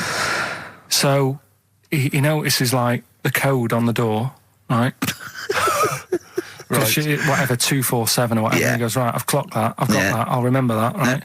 And then he goes, right, there's a lot of lipstick and that knocking about, a lot of makeup. Right, okay. No, there's no way. Finish. No, because Steve, you know what's going to happen. I know what's going to happen. So he's there. It's ridiculous. And he's going, well, if it's there, you know what I mean? So while she's messing about with the rabbit, he gets there, he's in front of the mirror, putting a little bit of lippy on. Right? You are no! I can't. It's gone too far. No, it's gone too far, Steve. Right, Your mic's off, Rick. He's finishing the story. So- Turn mine off as well. It's gone too far. Turn him off. Just let him finish. Right, so the thing is, right, it's this monkey wandering about. It's got lipstick, it's got mascara on, it's looking pretty I good. didn't mention the mascara. It's looking all right, right? So it knows the code on the door, 247, right? So when she's sort of messing about with the rabbit, right, he goes, right, here's my chance. He's looking good, 247, out the door, through the reception man's there. He's like, all right, Kirsty, right? Don't talk shit. I Feel Free from Cream. That's pretty much the last track, isn't it, guys? I imagine on XFM 104.9. Well, I mean, I've got nothing to say after that ridiculous story. I mean, that's worse than the bank robbery to me. Yeah. That he clocks out, and the bloke on the desk. All right, Kirsty. Oh, you're 2 foot shorter and hairy. She wasn't a looker anyway. So. She wasn't a looker anyway. Brilliant. That was Radiohead and They're There. We're Not Here, all right? Pre-recorded. Coming up is one of Carl's little things. Enjoy it. All right, that's Aqualung. Good time's gonna come, innit? Right, Carl, come on in, educating Ricky. So, don't let the cat out of the bag, that's where that comes from. Comes from a crafty butcher. Right, go on then. So the next little headline is Wash Up With You. Wash up with you, go on. You want to know about that? Yes. It's a survey that they did. This week. They? Yeah, some university did some survey. Brilliant. Did a world test on washing up. Yeah. and each country were given 140 pots to clean. Brits were the quickest. Yeah. Turkey were the slowest at washing up. The Turks. It's not because the little fellas that work in the kitchens with no... Is it? They can't reach. Spain were the cleanest, and the Germans were pretty good as well. So... I don't know where to start with this. Honestly, Steve, I don't know where to start with that. Sorry, what was that? Wash up with you? That was it. But was that it? They survey of washing pots and pans. I didn't understand. You said Italy were the cleanest. No, Spain. No, Brits were the quickest. Yeah. We were the quickest, but Italy was the Spain was the cleanest. Turkey were the slowest. Yeah. Spain were the cleanest. But why weren't we clean then? Because we were washing up. Why were we not paying attention to the? We did it rubbish. We Whistle? did it quick. We did it quickly, but I don't understand why it was being rated on. Who was doing it? Was it Annette Newman or Ainsley Harriott? She's quick. Both of them are quick. Yeah. Well, they've got like kind of loads of slaves that do it for them. Did we use fairy liquid? Don't know. It didn't have. Did we all use that. a whole bunch of Boy Scouts? Didn't say that. Just like said, it just said, that. Who had the softest hands? Who had the softest hands? So it didn't say. I didn't. Why is it we don't get notified that this is taking place? I don't know. When I was a kid, no one ever said, we need recruits because we're doing a survey on who can wash up the quickest. Are you disappointed in yourself with that one, Carl? It is pretty dull, to be fair, and that is why we've got to bring in either con merchant or a wine merchant. Or shut up at your face. Yeah. Would you be able to, if I put you on the spot in the next, after the next record, would you be able to give an example of how con merchant would work? I mean, is there something you could do just to sort of experiment? Should we play record? I can do better than that. Yeah. What? Ads. Go on. Do you know why people tink the glasses before they have a drink? Why they tink? The verb to tink. I do know that, Carl. Is it about poison? It is. Here we are. What, would it make a different noise? Nope. Brilliant. Go on, explain Why? it. You explain it, Steve. No, don't, Steve. You explain it, Carl. Go on. I've started, so I'll finish. Come on, Carl. Explain why they tink the glasses. Ages ago, Yeah.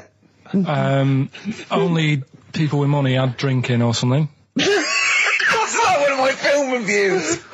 Years ago. Welcome to History Now. Now, ages ago, only people with money had drinking or something. Keep going, Carl. Keep going. Like spirit and stuff. So they'd it's like businessmen. It's easy for you to say. This is getting to be cruel, isn't it? This is amazing. Yeah, go on.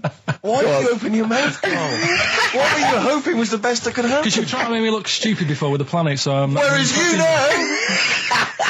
Yeah, go on, no, come on. Businessmen with money have got to drink and ching.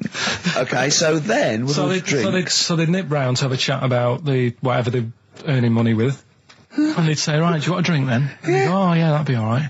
Yeah. So, rather than just pouring it out of a bottle into a glass and saying, there you go, it could be going, hang on a minute, it could be poisoning me here and trying to nick my business idea. Yeah. So what they'd do, it'd sort of pour a bit of his drink into the other person's glass and you get that tink noise. And that's like cheers, No, Carl, I just have a slight amendment there. I think what it was you're absolutely right that they would then test each other's drinks to show that it wasn't poison. But over the years, that was reduced to just chinking the glasses by way of saying, let's not actually bother going through the whole rigmarole. They just did the chinking of the glasses. Yeah, that's good. It was exhausting though, wasn't it? I know. Was it worth it, do you think? Well, I like that, because people carry that with them now. When they do that, they'll think, oh, that bloke's definitely not trying to poison me. Yeah. So the horrible thing is that now, when I do the glasses, I can laugh and go, they don't know I've poisoned them. Exactly. You should always do the pouring back and forth. It's a shortcut, it's a slippery slope. Just be careful. His homework was to come up with those stupid lateral thinking problems. We maybe should give an example of the... Romeo and Juliet, right? Romeo's asleep on the bed, Juliet's on the floor, covered in water and broken glass. What happened? And you ask all these stupid questions, and it's... Romeo's a cat and Juliet's a goldfish. Again, awful. What am I thinking? Yeah. Yeah, go on then, Carl. Right, yeah. There's a bloke lying on the floor, right? He's cut his head, blood's coming out of his head, and all his mates come running up, and they're all stood round him. Yeah. And they don't take their hats off as a mark of respect. That is outrageous. Why didn't they take their hats off? I'm laughing, but it's probably as good as the real absolutely. ones. A bloke's fallen with his... Yeah. He's lying on the floor. Yeah. He's dead. Yeah. His mates come running up. Like, Was it important that his head was cut? I don't know. I mean, Would it have been okay if he'd have been wearing a hat? He wouldn't have been dead if he was wearing a hat. What's your answer? No, you're meant to answer questions. You don't just go, what's your answer? You say, where's the turn? So you go, no, and I have to guess. It's obviously like sort of motorcycle stunt team or a parachute. Why didn't they take their hats off? Because they're probably still on the motorbikes or something, or... Well, yeah, but if you mark a respect to someone, you could take your helmet off. Getting angry. What? They're parachutists. Why couldn't they take their helmets off? Because they're coming down from the sky. But he's on the floor dead. Well, yeah, but they can look down and see him on the floor. Are they on the floor, Carl? They're on the floor as well. They're walking, are they?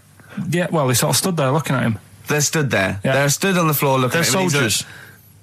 Why? But why? Because it might be in a battle zone. They might have their helmets on, and he's been shot in the head. No. Well, that does work. You see, this is my point. That one works. That one works. Unless you've given us a piece of information where that doesn't work. What's the difference? Why is yours different to he's been shot in the head in the trenches, and they're looking at him and they keep their helmets on? I just don't think it matters as much. If they're in the trench, they're already guarded a little bit, so they could take their hats off. It's the best mate, for God's sake. Okay, who's dwelling on this? Are they normal hats? What kind of hats are they? The answer. No, don't get ratty. What kind of hats are they? Baseball hats? If I told you what sort of hats they are, you'd have the answer. Wow. Okay, I've got to guess what sort of a hat it is then, have I? Right. Is it a trilby? No. Is it a bowler? I know what it is. What? They're spacemen. No. Oh, that's a good That one. one works as well. This is my point. I like that one a lot. It works. He's fallen on the moon, and not that the moon happened. It was set up, wasn't it, in the studio? We know that. Yeah. Okay, Carl. What's your answer? Builders on a building site. Why is that different to soldiers? Because bricks don't fall in wars. But bullets fly. Right. Let's play a record and we'll come back to it, Carl, while you think about what you've done. Oh, yeah. You've embarrassed Let's play yourself. some classic Suede. Yeah, and this is for David and Kieran, I think, who wanted a bit of Butler. That was Jane's Addiction. This is the Best Of Show on XFM 104.9. I'm Ricky Gervais, with me, Stephen Merchant. Yes. This was a clip show. We recorded this a couple of weeks ago. I hope you had a Merry Christmas. It's not over yet, because tonight at 9:50 is the second part of The Office Christmas specials. It's brilliant. Watch it, and we'll be back next week live. I'm Ricky Gervais, with me, Stephen Merchant. Bye. Have a great new year.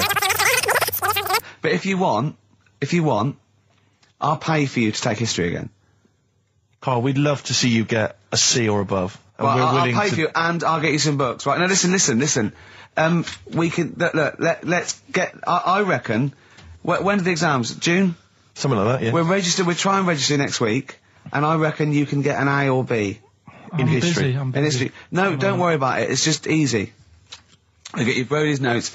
If Heat magazine, they love you, Carl. They could probably sort something out. They could probably pay for a tutor. They got a lot of money, they sell a lot of magazines. I mean, it is always, almost always, and you found that out, I discovered this, it's always the Tudors and Stuarts. There's no fear for them not coming up. Now, what do you already know about them? You must already know stuff about Henry VIII and Elizabeth. No, because it's too long ago to even get interested in. Do you know what I mean? You can't. Is that why you relate to didn't? it. Okay. The Anderson thing, it was like, God, I bet my mum and dad were in an Anderson shelter. This is interesting. What, when they... Oh, my granddad would have, had something to do with this. But the Tudors, it's like, I don't know even if they had a family back then. Play a record. We come back. Hang on. Sorry. Because I need to introduce the new feature. Yeah. For the I record. don't know if I had a family back then. Carl, listen, let me just ask you now, right? If you can finish this sentence, we've got a chance.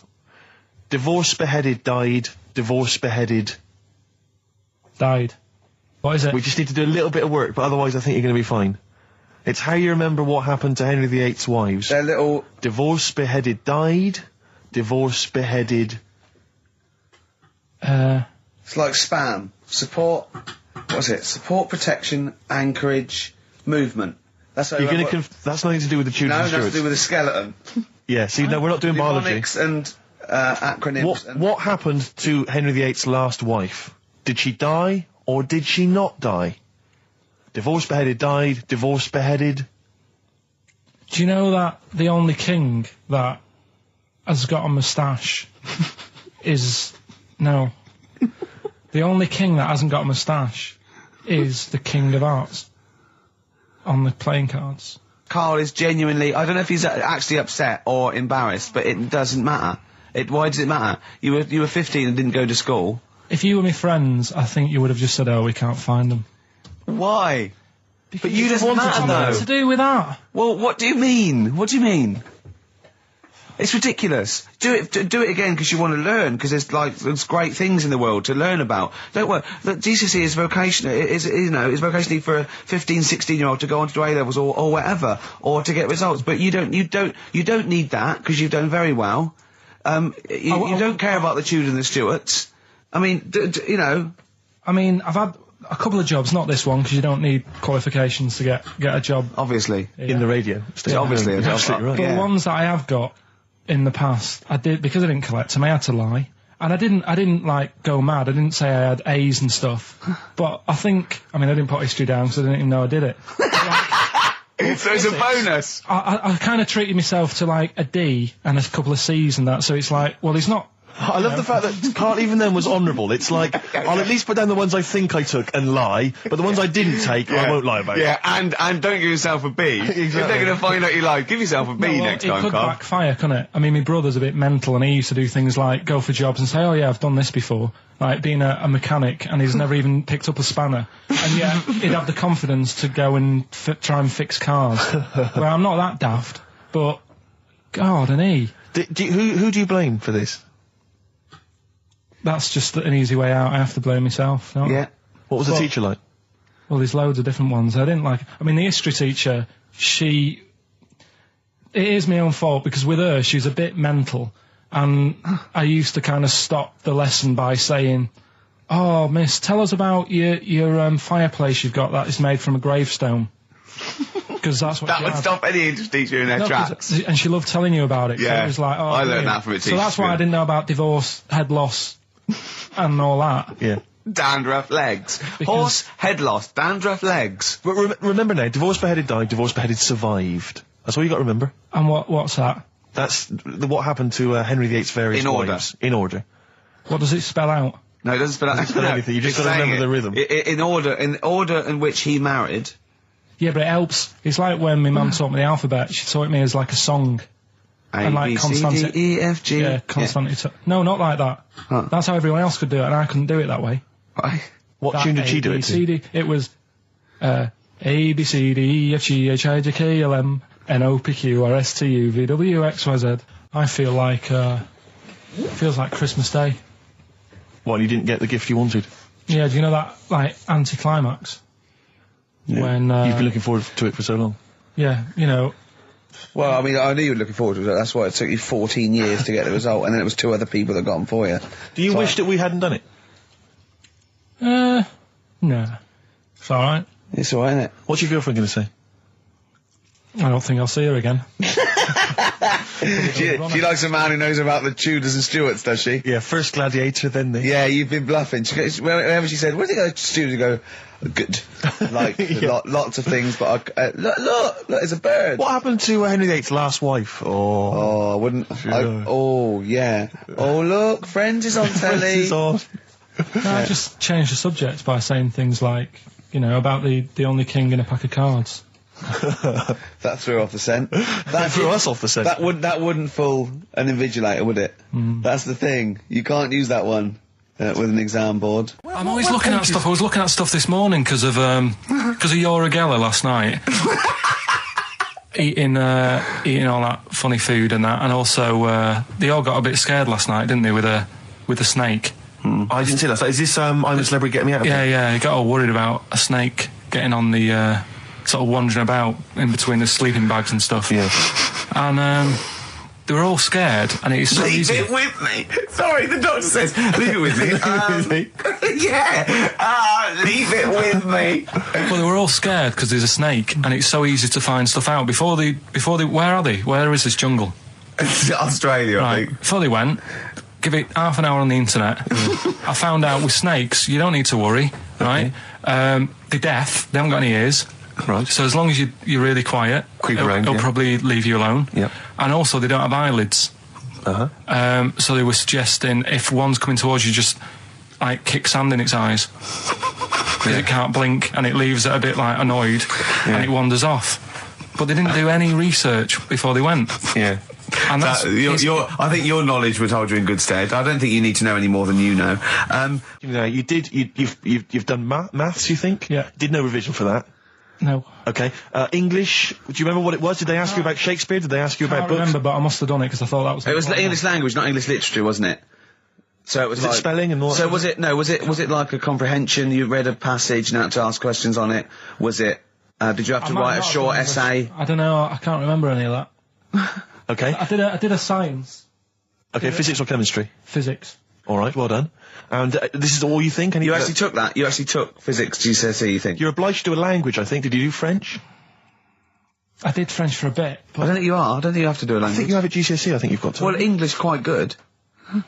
I think that's his language he did. I So you don't know about I can't language? History? remember. Geography? Just what you will find out, won't we? Okay, but you just can't remember. I can't believe you can't remember turning up for these things, because it's quite a big moment in people's lives.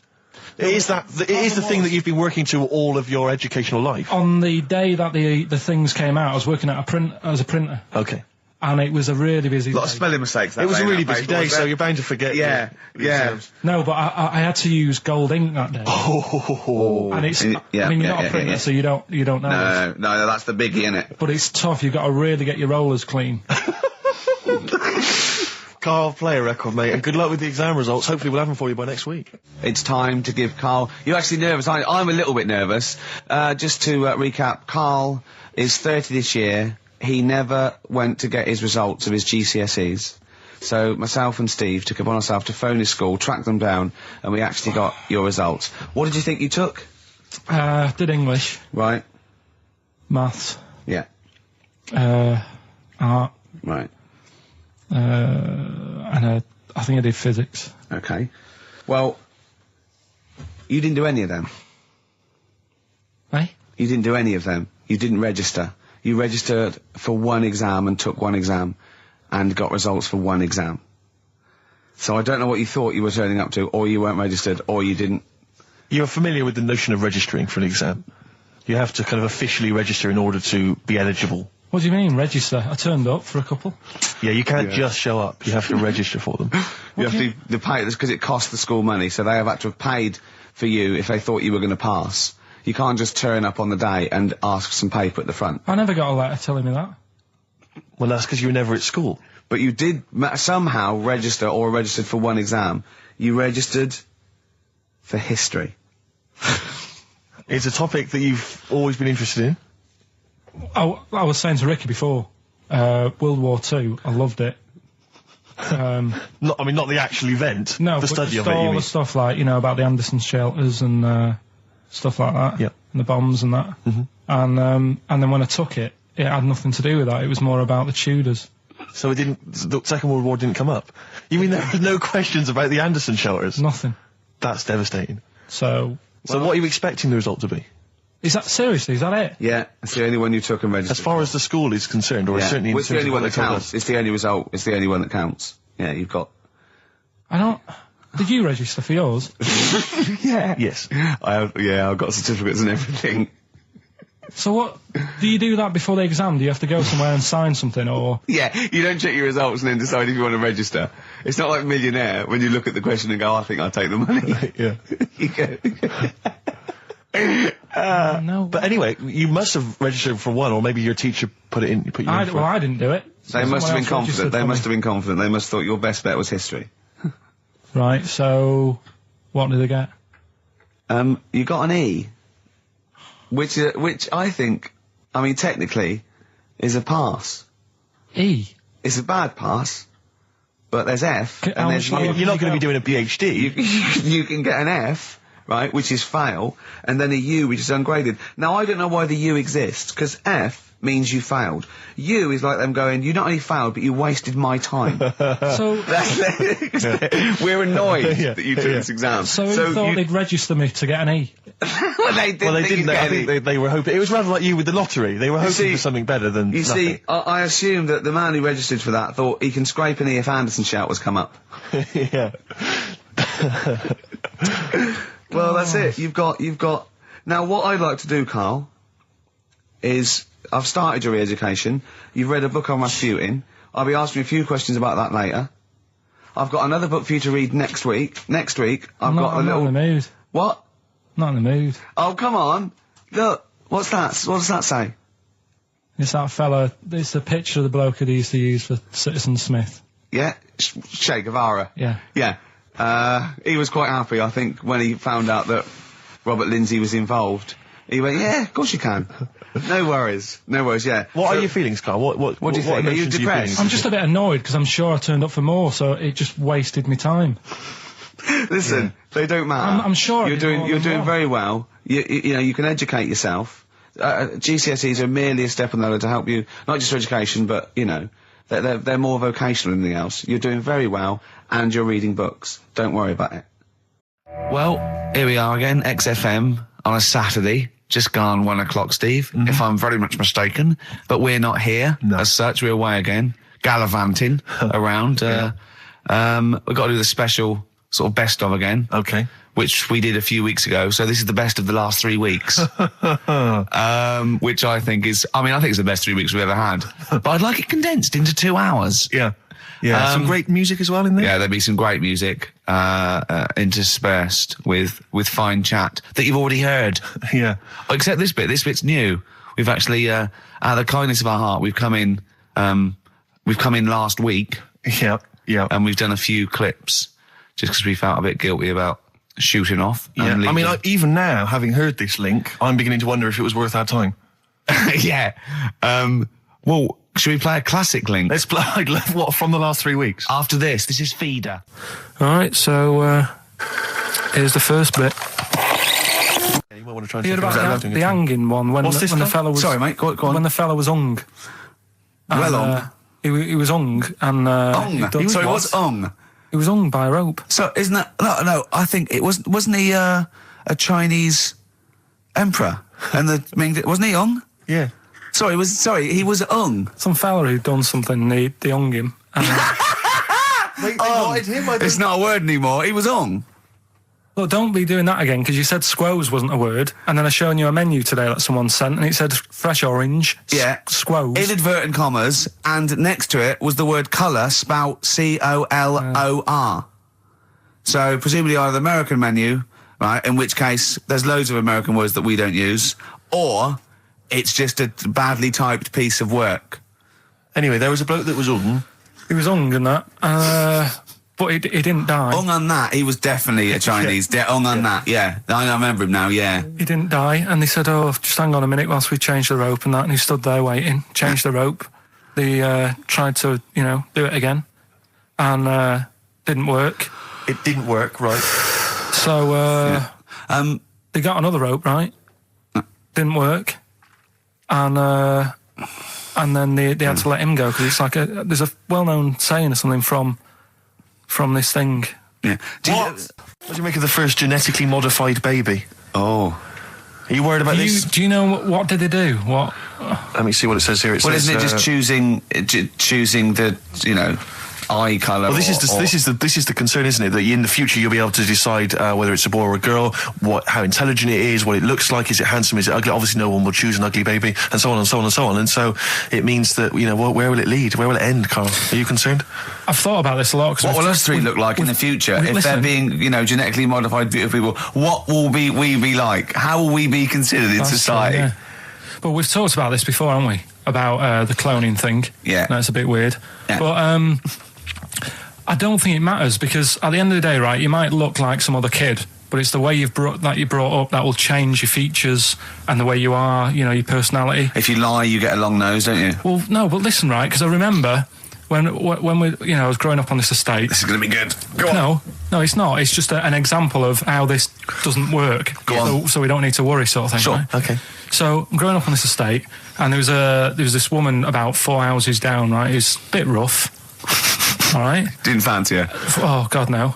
Right, but she had a baby. Well, tell me about her first. I'm interested in this woman. Why was she? It was a very... Was it like being a man in a dress? I didn't grow up in a posh house or anything. And I'm not saying that if you live in a bit of a rough house, you're a bad person. What did she look like? But anyone can Tattoos? clean up. Looked like Tony Green with a fag on. They didn't clean up much, right? Oh. Which even if you've not got a lot of money, you can still try and make the place look nice. Yeah. Right? But she didn't, and a kid used to take a horse into the house. Sorry. Whoa, Neddy. What do you mean a kid used to take a horse into the house? Where did he get a horse?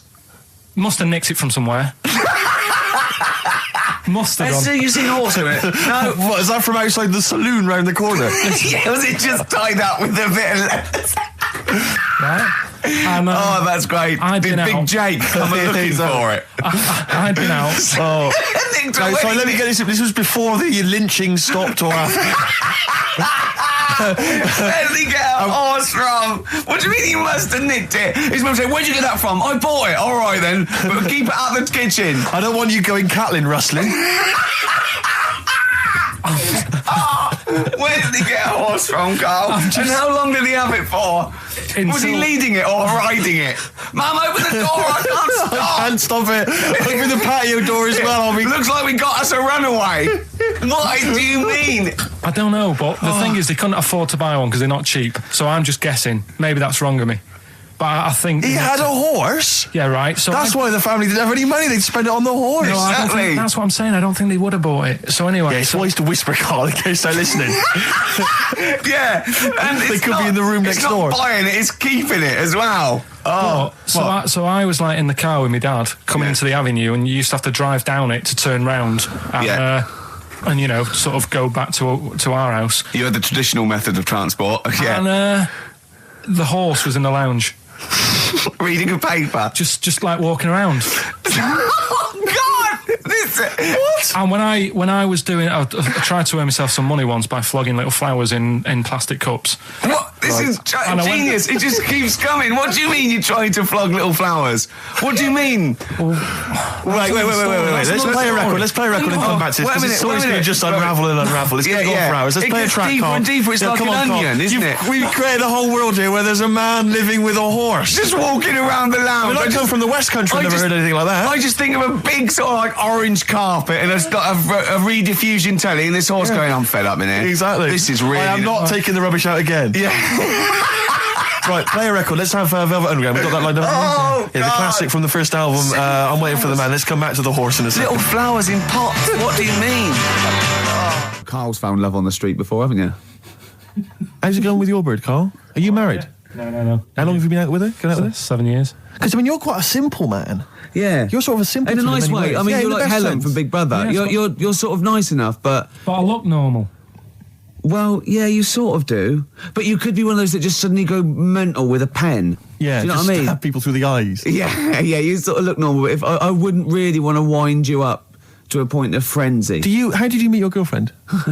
Through work. What, through her work?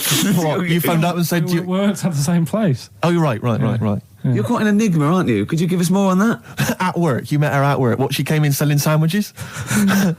She was going through the bins outside. What do you mean you met her at work? Why are you having an attack on me? You're the one who's sad and lonely. No, he's done you again. Yeah, but what I thought was interesting was I just scratched at him and he just went mental. Yeah, no, it's like a bear caught in a trap. It's funny, isn't it? You'll never learn. Carl. No, I was just interested to find out what the story was because it might be a really romantic story. Well, it's not. All right, jeez. I love the fact he doesn't want to talk about his love affair. I was thinking about you in the week and like...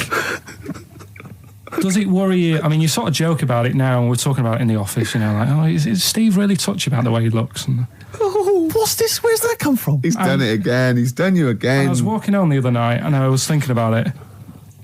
And do you worry that when you're old, you will be on your own? You did start it, though, didn't you?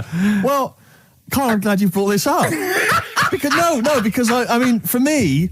You know, a lightweight, frothy entertainment show on XFM on a Saturday afternoon is exactly the place where I want to discuss the desperate, lonely future that's inevitably coming my way. Oh, God. I'll tell you what will cheer you up and forget all that. A bit of Embrace. Oh, one of the most hated bands. Placebo, Bitter End on XFM 104.9. This is pre-recorded. We recorded this a couple of weeks ago, before Christmas. Hope you had a great Christmas. If you didn't, not our fault, really, is it? Nothing to do with us. Wouldn't have thought we'd have. We're well over time because we've got plenty of cash now, thanks to a lot of you who probably bought the Office DVD. Yeah. Probably got And that if you in haven't stock. yet, and you've maybe got vouchers or money, still available. Still there in the shops. Still available. You can still make it the best-selling DVD of all time. Please. Please do. Yeah. Please do. I'll tell you what you want to hear, though, before you make your mind up. I'll tell you what, if you like this next clip, go and buy the Office DVD. I think you will. It's a brilliant clip. It's the one where we talk about, well, it is self-explanatory. Yeah. That blew me away, right? That the fact that he got the name, he got the number. Spooky bit, right? I'm walking home. I called you up a couple of times and I left a message on your phone because it was just amazing. Not only was he good at magic, but his maths was brilliant. No, well, that thing adding up to 42 was like, how did he do that? I mean, we didn't even make a big deal out of that. He said that to me. He said, all Carol Vorderman's got is the maths. Yeah. Do you know what I mean? Imagine him on Countdown. Yeah. He'd even know what they were going to write down. Do you know what I mean? So a bit of a wasted talent. I should see him again about that. I think he's... So I get into my flat, right? And what they do in my flat where I live, they put the post in like these little pigeonholes, right? And I don't normally check them out. I leave it for Suzanne to do, right? Sure. But this time, for some weird reason, I thought, right, I'll check it, see if we've got any post. Open it up. There's only this. A letter for Miss Harris. Yep. There it is. Bona fide in front of us. A letter addressed to a Miss Harris. Well, does she live there? No, it's my address. She doesn't live there. Did she ever? Don't know. It doesn't matter. It's weird, isn't it? But We've never had. Normally, I think there was a guy who lived there called Yaki Shoki. Mr. 42. It definitely wasn't an Harris, right? This is the first time we've had a letter for this woman. Yes. Right. But what are you claiming? Because Darren Brown himself admits that it is not paranormal, it is not supernatural, it is a trick. It's a trick. Is it? But he would say that, wouldn't he? Hitler said that. Play a record. Well, can we open this? No, it's illegal. No, but I'm thinking if What it's if a we opened birthday it off card air? for someone's like 42nd birthday. Right. You can't open that letter. Go and put it back, or put no. You cannot open that letter. Why not? You can't open someone else's mail because you think Darren Brown's supernatural. What if we steamed it open, then resealed it? No one would know. It's only a letter. You can't. You can, but I don't want any part of it. Carl, I if think you should open it. No, you open it. I'm not opening it. It's against the law. You should open it, Right, then. we won't open it then. They won't send you to prison. Forget it. You'll get off. Cure? Yeah. Bit of cure? There's no it's cure, a no. reaction. I'm looking. Well, I'm tempted to open it. Well, do you want to, Steve? There you go. No, I'm not going to open it. But I think you should definitely. 6 Different Ways by The Cure from the album The Head on the Door. We've enjoyed that. The head on the door, Carl. Ooh, bit of a coincidence. Spooky, isn't it? It was only 4 weeks ago you were talking about a head and a door. Exactly. Has the door got a number on it? 42. Oh, dear. So we're not opening it. No. Well, I can't open it because as the producer, right? Oh, yeah, because your standing in society is such that they'd make a real example of you. Yeah. A producer of a tin pot radio show once a week. Yeah, he should know better. He can press buttons and talk at the same time. Sending down. But they wouldn't try you in an adult court. You would Carl. get It away. wouldn't be You allowed. would get away with it. Just they hear you speaking for a little while, and the judge would end up squeezing your head and letting you off. It'd be like those people who train monkeys to break in. Do you remember down in South London? We talked about it in the past, and they were going around robbing stuff, Hackney. and they trained them to do it. Yeah, think so they I did think some time I don't think those monkeys would have got in trouble. It would have been the keepers. So, I think XFM would probably take the rap. Will you open it? No, I can't be seen to open it. No, he's I'm a an writer award winner. director. Exactly. So am I. I can't be seen to open I'll it. give it here then. Right, I'm having no part of this. That's against the law, but Right, I'm having no part of it. open it. Come on, you've started now.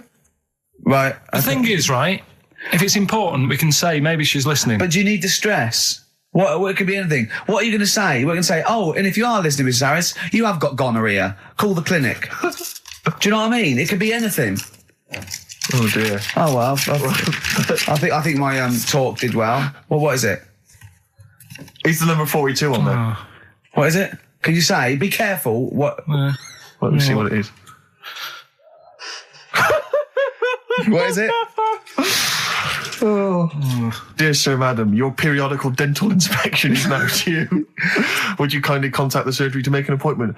Mrs. Harris, if you're listening, your periodical dental inspection is now due. You might want to contact the dental surgeon that you normally go to.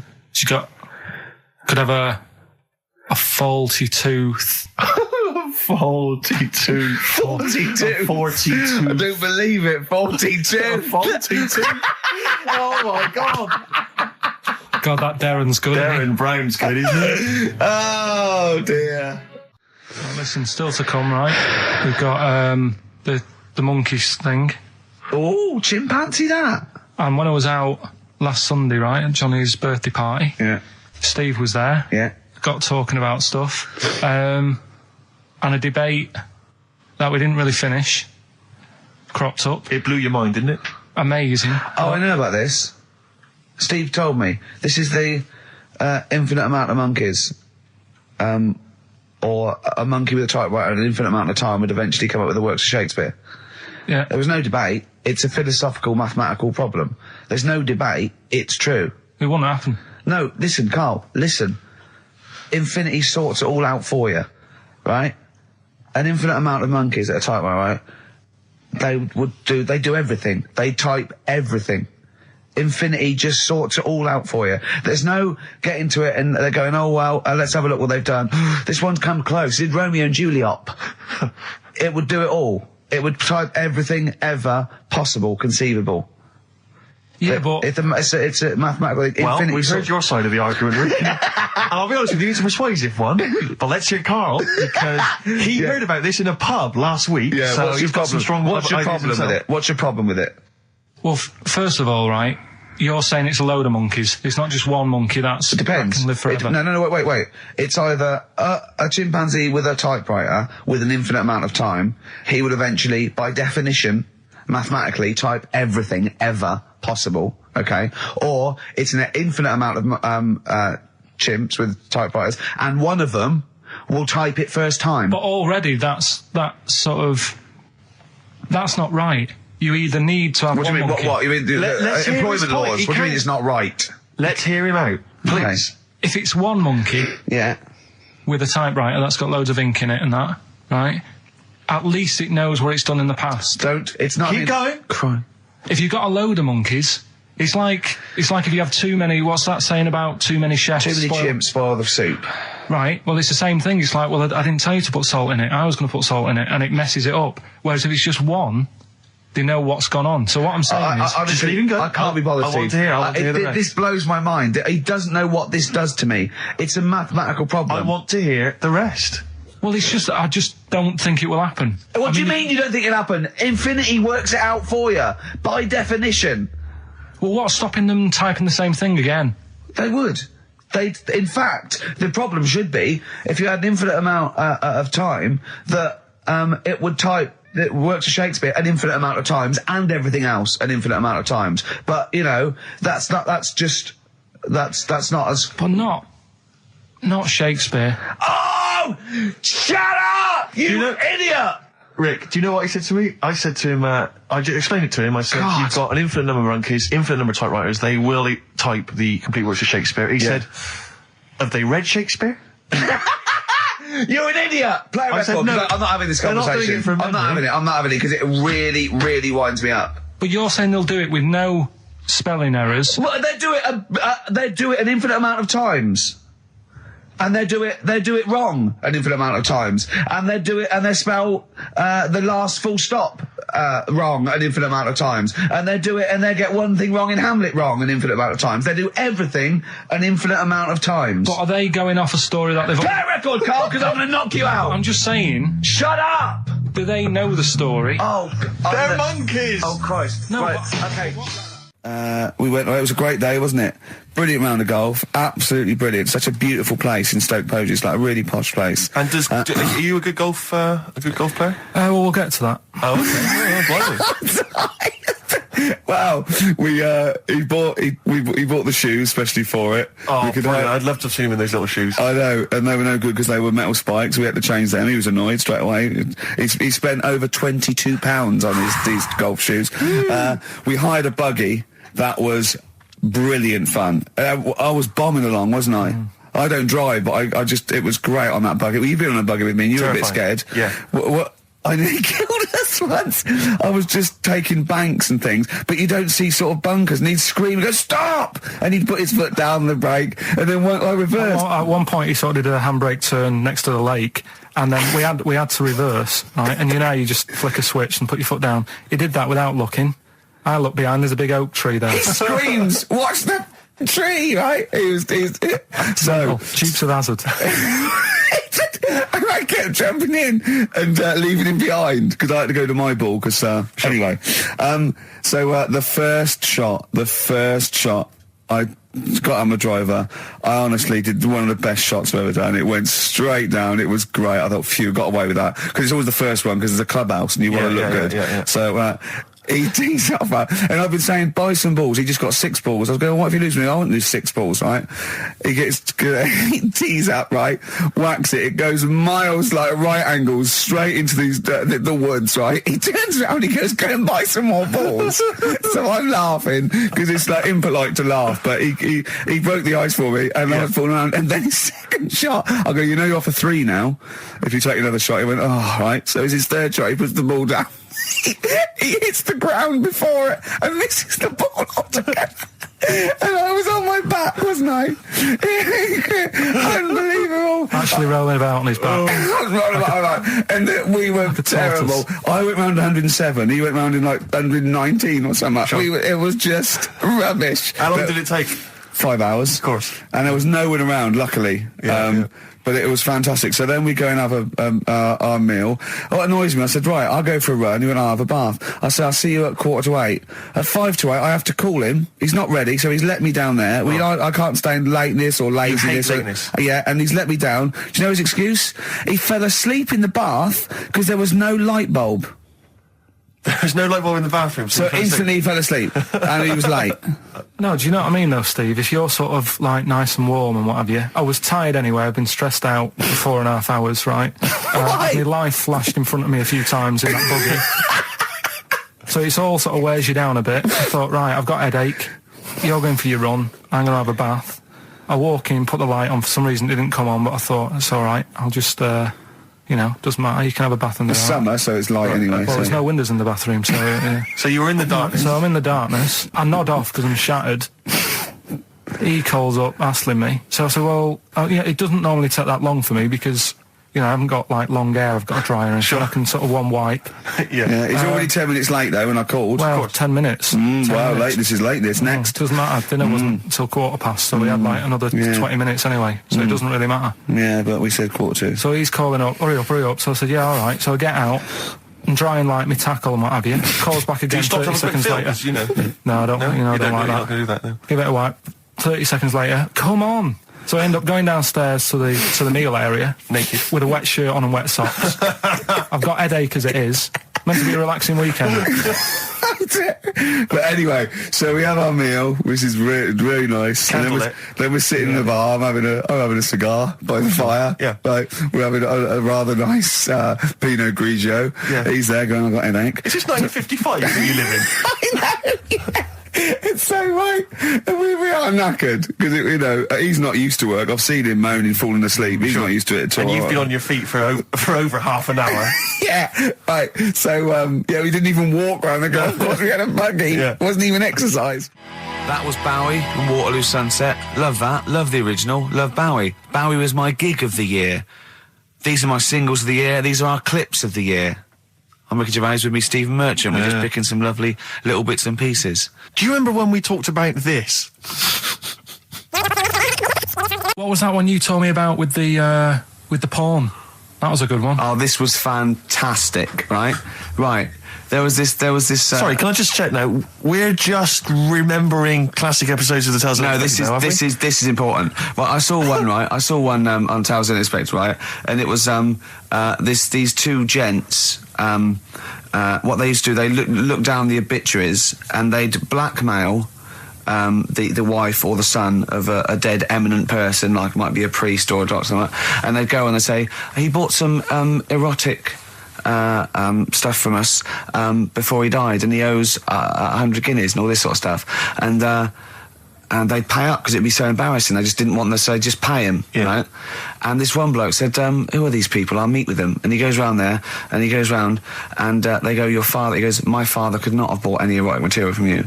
They did it, he goes, he couldn't have, he's blind. Right, and that was the twist. And Karl went, so it was magazines, not videos then.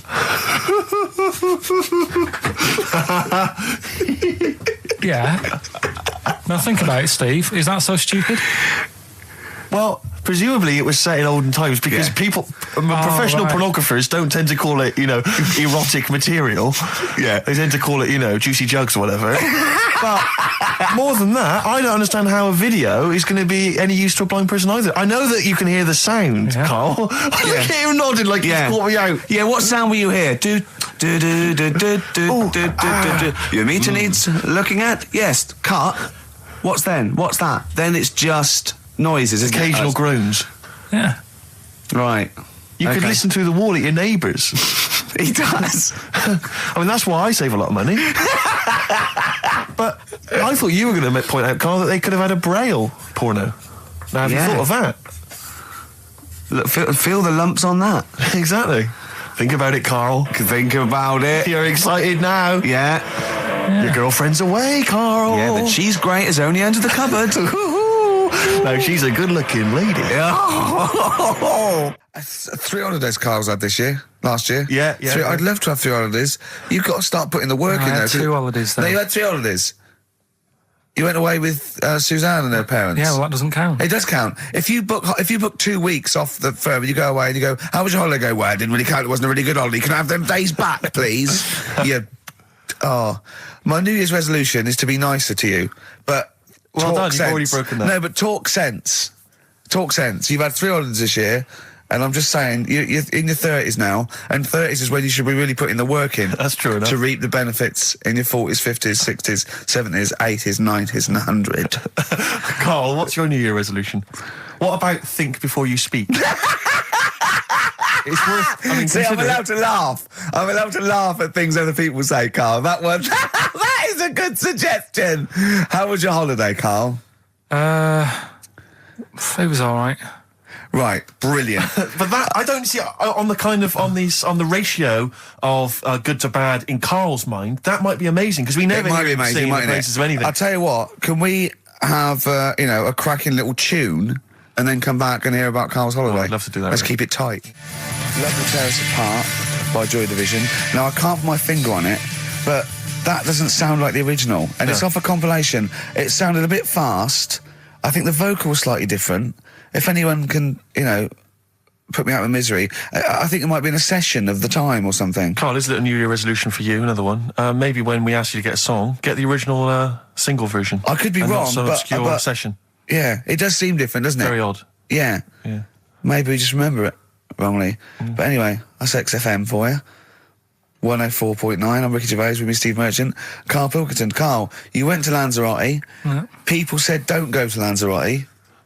They told you it was Lanzarote. They told you, were they right or wrong? They were right, yeah. Really? Yeah, it's a bit ropey, yeah. Is it? Why? Just, out there. If it wasn't for the volcano they had, it'd been knackered. That's their big draw, is it? That's it, basically. That's all they've got going for them. When you landed, was it really hot? Initially, were you quite excited? You were thinking this is okay? It was warm. It's we can't complain about the weather. The weather was all right. Sure. You know what I mean? That's what I went for, but it'd be nice if there just was something else. Yeah. What did you do all day then? Did you read your ritual book? No, I didn't read that. I read that book. Do you know the book that I bought and all the chapters were messed up? Oh, yeah. I bought a better version of that. All right. And I read that. Excellent. And then... Did it make more sense in order? Yeah, a lot easier to follow. Yeah. And then we went and had a look at the volcanoes and that. They've got 36 of them to look at. How many did you look at before you realised that pretty much, you've seen one volcano, you've seen them all? Probably about 6 or 7. Really? Yeah. And then when you got to the 8th, you thought, now I know what this is going to be, Suzanne. This is going to be like a mountain with a hole in the top. Yeah. Really? But it happened years ago as well. It's like, just keep a couple, fill the rest in, tidy it up. Fill the rest in? Yeah, no, Well, getting some builders. No, seriously though. Okay, 4 million tonnes of concrete, please. They're an absolute death trap. Yeah, well, Yeah. What do you mean, fill them in? Do you know what a volcano is? It's just a hole, isn't it? That's happened. Well, it's more than a happened back hole. It's in- more a portal to the magma in the centre of the Earth. Back in 1730 it happened, and they still haven't sorted it out. Well, when you say it happened, volcanoes were made a lot longer ago than 1730. No, but the one that did Lanzarote in. Right. Sort it out. What would you suggest? How tidy can they up. fill it in? It's joined. It's all joined. No, but what I'm And saying is, it was the a- big it was- plates of the Earth are all joined. It All was the a disaster, magma's wasn't it? joined. With the trade centre thing, that happened. They cleaned it up, sorted it out, they've moved on. That's what I'm saying. Whereas Lanzarote have just gone, leave it. It happened back in 1730. You misunderstand me. How, in the name of God, can you fill in a volcano? You ignorant twit. No, but it's not just the holes. They've actually left the lava everywhere. That's what I mean. It's not just the big holes. There's lava everywhere. But it's molten rock. They can't just pick it up like they're like a carpet. Put it in the holes. The holes are there ready. Just push it all in. That's what I'm saying. Right, we've got who's that on the line? It's Rob. Rob, and are you a doctor? I'm a final year medical student. I'll be a doctor in 2 months, touch wood. That's close enough, isn't it? Yeah. Excellent. So, where do you study? Do you want to give more details, or do you want to remain anonymous as you're calling in to I talk? study at Barts Hospital. All right, great. So, why do GPs sometimes put their finger up a man's anus? To see what's there. You know, if you've got hemorrhoids, if you've got an enlarged prostate, you know, it's either that or they stick up a big tube and have a look up with a light. What? And it's easier to do that. Now, are you dumbing this down for us, or are you going to fail your medical exams by saying stick up a big tube with a light? I'm dumbing it down. Okay, come on then. We're all intelligent people here, and Carl. So you tell us what's that called? It's called a sigmoidoscope. Right. Nice. That was a clever test, wasn't it, Rick? 12 He's inch a real long, doctor. Yeah. 12-inch long tube that they can put up there. So, Carl, would you prefer that or a finger? Well, so do they sort of do the finger first, and then, I mean, at what point do they say, hang on, we need a light here? I mean... It's normally if there's something wrong. But, so if I go then, say if I go to this Wellman clinic, right, and Yeah. they go, yeah, the art's good and that, yeah, finger, there you go, and then they go, hang on, I'm going to go and get me light and tube. I could start worrying then because they've sort of found something. And they're not likely to go straight in with the tube. They'll probably send you off some tests first. But Carl, there's nothing. Hospital. But you go to these places to put your mind at rest and to know where you are with your health. I mean, it's not that you go along. That's what most people worry about. They think that because I'll go along and they'll find something. Well, one, that's illogical. It doesn't heighten the fact they'll find something because you go along. And two, if they do find something, it's a good job you went along. I mean, I'm a hypocrite because I don't go to the doctor, but I've had that Carl, done. you should be concerned if when they shine the little light in your ear, it comes out the other side of your ear. No, the other ear but comes right Rob- out the other side. That's when you should be worried. But Rob, right, you said then, if they find something, they send me off for some tests. Why can't I just have the test without that and cut out the middleman? Do you know what I mean? Because you're wasting lots of money. There's hundreds of tests they could do, and they could do every test, and they could all come back with nothing, or they could do the finger up there and send you for the 3 tests you need to find out what's wrong with you. But in this day and age, with all the technology and that, and like brainy doctors and all that, the only way to find out is sticking a finger up there. What are you worried about, Carl? Is it fundamentally that this doctor who's has done 6 years medical training, Yeah, is it embarrassing to have a man's finger up your ass? I just don't understand how you can get round to that without... But with it what being don't you natural. like? Is it fundamentally you don't like anything up your ass, or is it the fact that it's a man's finger Well, up there? I don't like going to the doctors. It makes me nervous, because I think if anyone searches you long enough, they're going to find a fault with you, right? And especially if they're going that far into you. They're going to find something. And... Probably not. Well, you never. I just don't. I don't know how to get round to that sort of that point where you get a. What do you talk to the doctor about? When he's like, all right, nice day. Strap your trousers. He goes, he says, I'm gonna just Most people just shut up and let you do it, and then breathe a sigh of relief when you say there's nothing there. yeah. But is that at the end of the test, or is that the first thing he does? It's the last thing. So that trousers up out the door. Because he knows it ends conversation. He knows it's a bit of a faux pas. The doctor says, "Oh, I better not kick off with the finger up the arse." Well, what I do is I'll start on with the the head, and then we'll then go, "Oh, one final thing, Mr. Pilkington." So Rob, he drops his keys and he goes, "Pick them up." And as you bend over, will you be doing this, Rob? Is this what you're like open to do? You do all these. I'll have to do it at some point. All doctors do it at some point, no matter what they specialise in. So the first one, is there another doctor there to sort of make sure you're doing it right? Not dentists. No, but do you know? Aren't doctors anyway.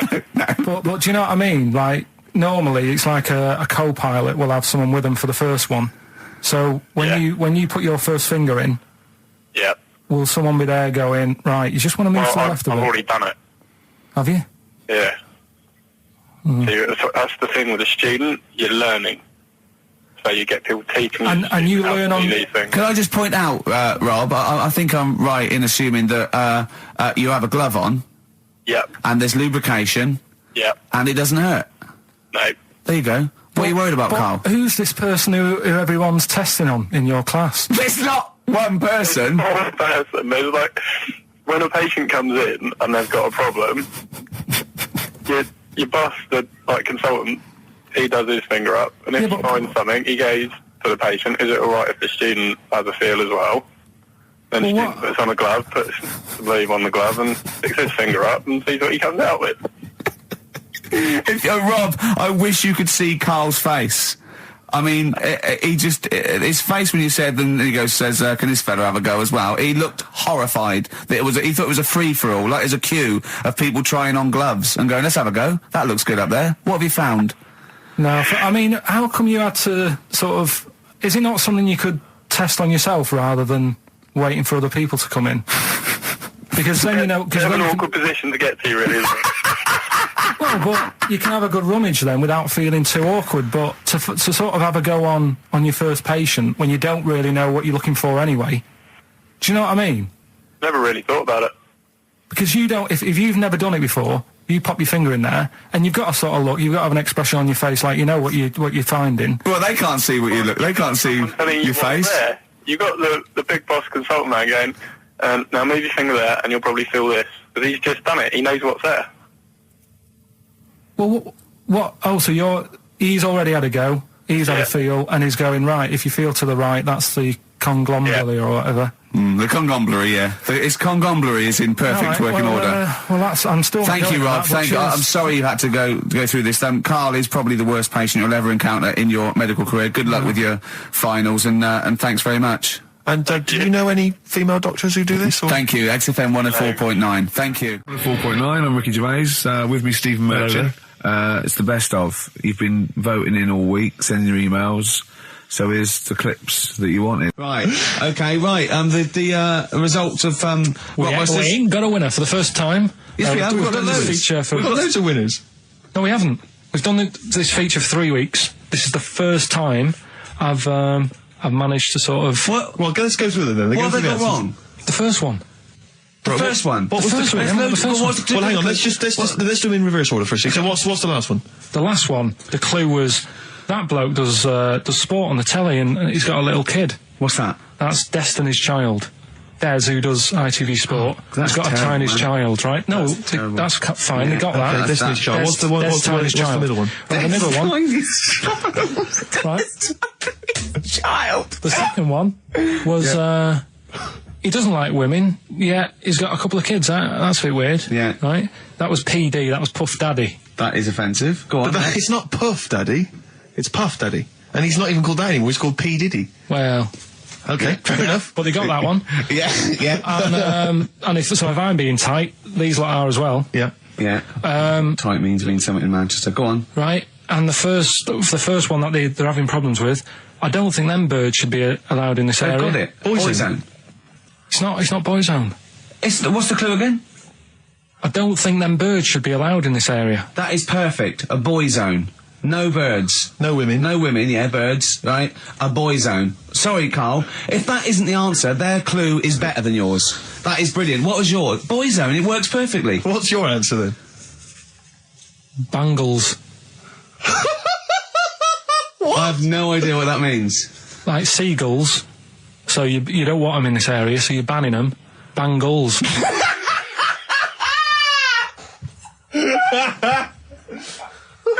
Oh! Well, give it to Boyzone, because Boyzone's better.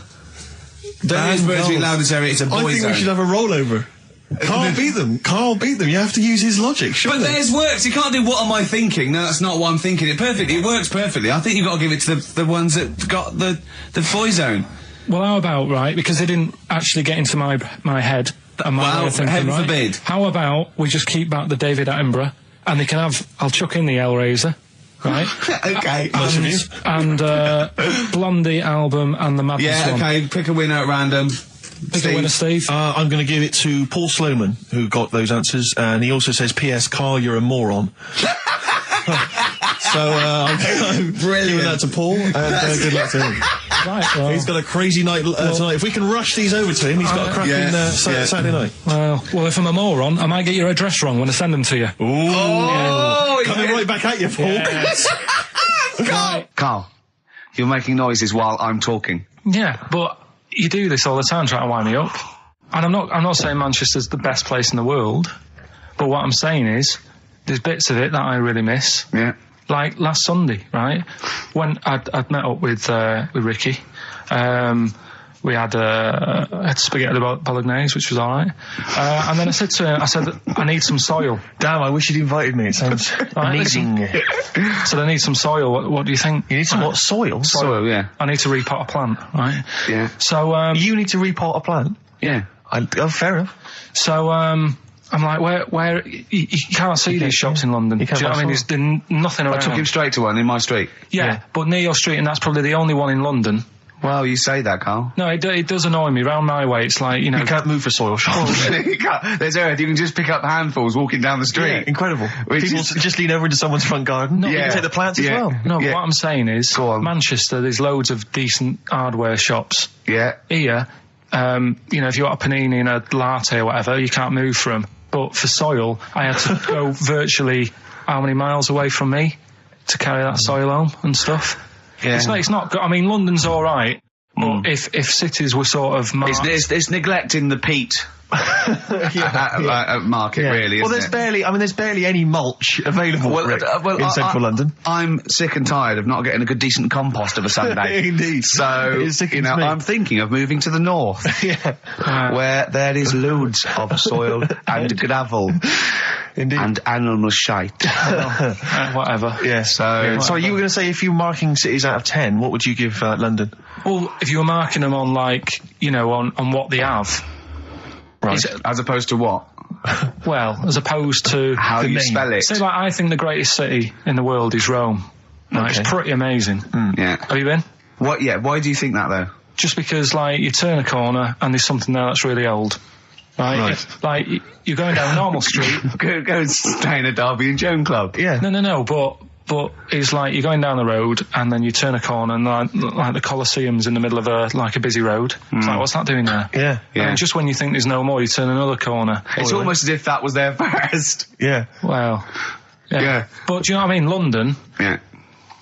what have we got? You know, Trafalgar Square is world known. And you go there, what's there? Yeah. Do you know what I mean? So there's a lot of space there. Get one big B&Q. In Trafalgar Square. To cater for the whole of people who live sort of central Londonish. Yeah. And then I'd be happy, but what I'm saying Well, with is... Nelson just popping up through the middle. Because you can still see it, couldn't you? Yeah. Yeah. It's a great idea. B&Q, so B&Q could be like the whole sort of flat thing and make it sort of grey so it looked like rock. And then Nelson popping Make it up... classy is what you're saying. Yeah. Stone clad it. Yeah. So it looks like you've made an effort. Exactly. And then you can pop in, and then you can go out and go, oh, look, Nelson's column. Oh, look at that. Isn't Nelson? Oh, look at that. The victory. Defeat. That's fantastic. One of the greatest living. Yeah. I need some nails. Yeah. Perfect. Killing two birds with one stone, you're saying? But why isn't there more than them shops? Because when I went into yours, every time I've been in there twice now. The first time was to get a shower head, right? Right. And I went in there, couldn't resist buying something else. I ended up getting some super glue as well. Blimey. Hey, big spender. And then, last Sunday we went in there, got 2 bags of soil, not one, I bought 2. Yeah. And I bought some scissors to cut plants with. Secateurs. Well, Scissors. you never know when you want, you might need more soil, I suppose. Well, I've got You've 2. stocked out now. Where'd you keep it under your bed? Sorry, this isn't going out, is it, this conversation? It's not going out on air. I got a feeling it might be. You're joking. We better play a record. Okay. Play a classic. 100 Reasons. If I Could. Ladies and gentlemen, will you please welcome to the stage Pop Will Eat Itself? Carl, have you got like a sound effect or something of like, can we get the atmosphere Cheering. if we're going to test? Cheering. We'll seek it out with. Have you got something there? Have a look on there. I'm just looking in the NME for the kind of forthcoming gigs of the smaller known bands, and it might be a useful place to just begin the. Ladies and gentlemen, peoples around the world, will you please welcome to the stage Chumba Awamba? Have you got a sound effect? We got one. Nice, yeah. Ladies and gentlemen, will you please welcome to the stage the Parkinsons? They're playing in Leicester this week, so I look forward to that. That's a good plug, isn't it? Let me see who else. If anyone wants to pop down to Leicester to see the Parkinsons. Ladies and gentlemen, please welcome to the stage Cyclefly. Okay. Oh, there's a genuine one here. This is someone. Simon's emailed, and he says, "Will you just test this name for us?" Okay, Carl, if you can. There you go. Ladies and gentlemen, will you please welcome to the stage Coach? Not utterly convinced. No, it's not too no. bad. It's not. I'm worried about the sound effect. We start to sound like Chris Moyles or something. When you play a sound He's a effect. top broadcaster. Everyone loves him. Losing weight as well. He is hilarious. funny man. Just there's one more coming here. I'll just check this one. Ladies and gentlemen. Ladies and gentlemen, will you please welcome, this is Chris Oxford. Ladies and gentlemen, please welcome, meanwhile back in communist Russia. Is that a band? I assume so. I assume it's his band. Yeah. Steve, I mean, I will play great old tunes till the cows come home. We got to give them a little bit of Dandy Warhols and Air and Athlete. I know that, and they're great. They're good, right? But I wanted to play a Cat Stevens song, but I thought I'd better not because I've, play that a little bit. And we quite like resurrecting old reputations, don't we? People like Elton John who had bad faces, or David Bowie. People whose names now are largely laughed at in the serious rock or people circles. that people might not have considered. I thought Cat Stevens, oh no, Rod Stewart, I thought. Was he Rod Stewart? Many people now are thinking of the leopard hot pants and the ludicrous Do you hair. think I'm sexy and all those sort of old stadium sort of disco things? But he wrote beautiful tracks from Maggie May through, and I thought, hold on, two birds with one stone. What about a Rod Stewart song written by Cat Stevens? Wow. Is there such a thing? The first cut is the deepest. Let's hear it, Rick. On this album as well is The Killing of George. Georgie Part 1 and 2, remember? About the gay bloke. Georgie Boy was gay, I guess. His favourite song. Carl's favourite song. Yeah. Right? And I was going, oh yeah, I remember that, yeah. I said about, and I said, did not intend to take his life. He just pushed it when he gets mugged and killed. Do you know what he said? Go on. I was sitting outside, I was singing, he went, well, as I said, they go out too late. They go out too late? He meant gay people go out too late. He went, no, they do. I went, what do you mean? He said, well, they're always out, they go out when people are coming home. He said, if he'd have been in bed by 10, he'd still be alive today. That's a sobering lesson. And he went, Carl. there's one that works here and he's shattered every Monday. Oh, if you're gay and you're listening, just be in bed earlier. Go out when sensible people go out. Yeah. You're right, we're not on the continent, Carl. If you're gay and you're not in bed by 10, go home. Yeah. I don't get it. No, like, again, I spoke to you in the week, and I had much better things, like when I tell you about Brian Blessed climbing Everest, and for some reason it made him, it played havoc with his belly, and he followed through, and he had to clean up. Shut himself? Yeah, using ice and snow. Why are you telling me that Brian Blessed, in what way is telling me that Brian Blessed shit himself once in any way educational? Because I was saying how he was climbing Everest, right? I give it to him, he's an actor and that, but he gave that a go. Yeah. Right? It played... What's the point of that, you'd say, wouldn't you? You'd say, God, he's so he's alright. Me doing a boxing match for no reason is rubbish, but him climbing Everest and shitting himself, yeah, he did that. It's commendable. Right, and he's only going to, go and do it again. He's going to climb it again. Yeah, but he might not shit himself this time. Yeah, but what's the point in going? Nothing's changed up there. Yeah, good point. Yeah, What's it been? Well, it has. They've probably cleared it up by now. Like, but it's slip on it. I can't even read about Brian Blessed. Is it actually true, or have you libelled someone else? It was an interview with him in it. And what did he say? Oh, come on, what did he say? He said I climbed Everest and I played havoc with me belly. Let's talk about it next week. We've really run out now. Oh, you're a fool.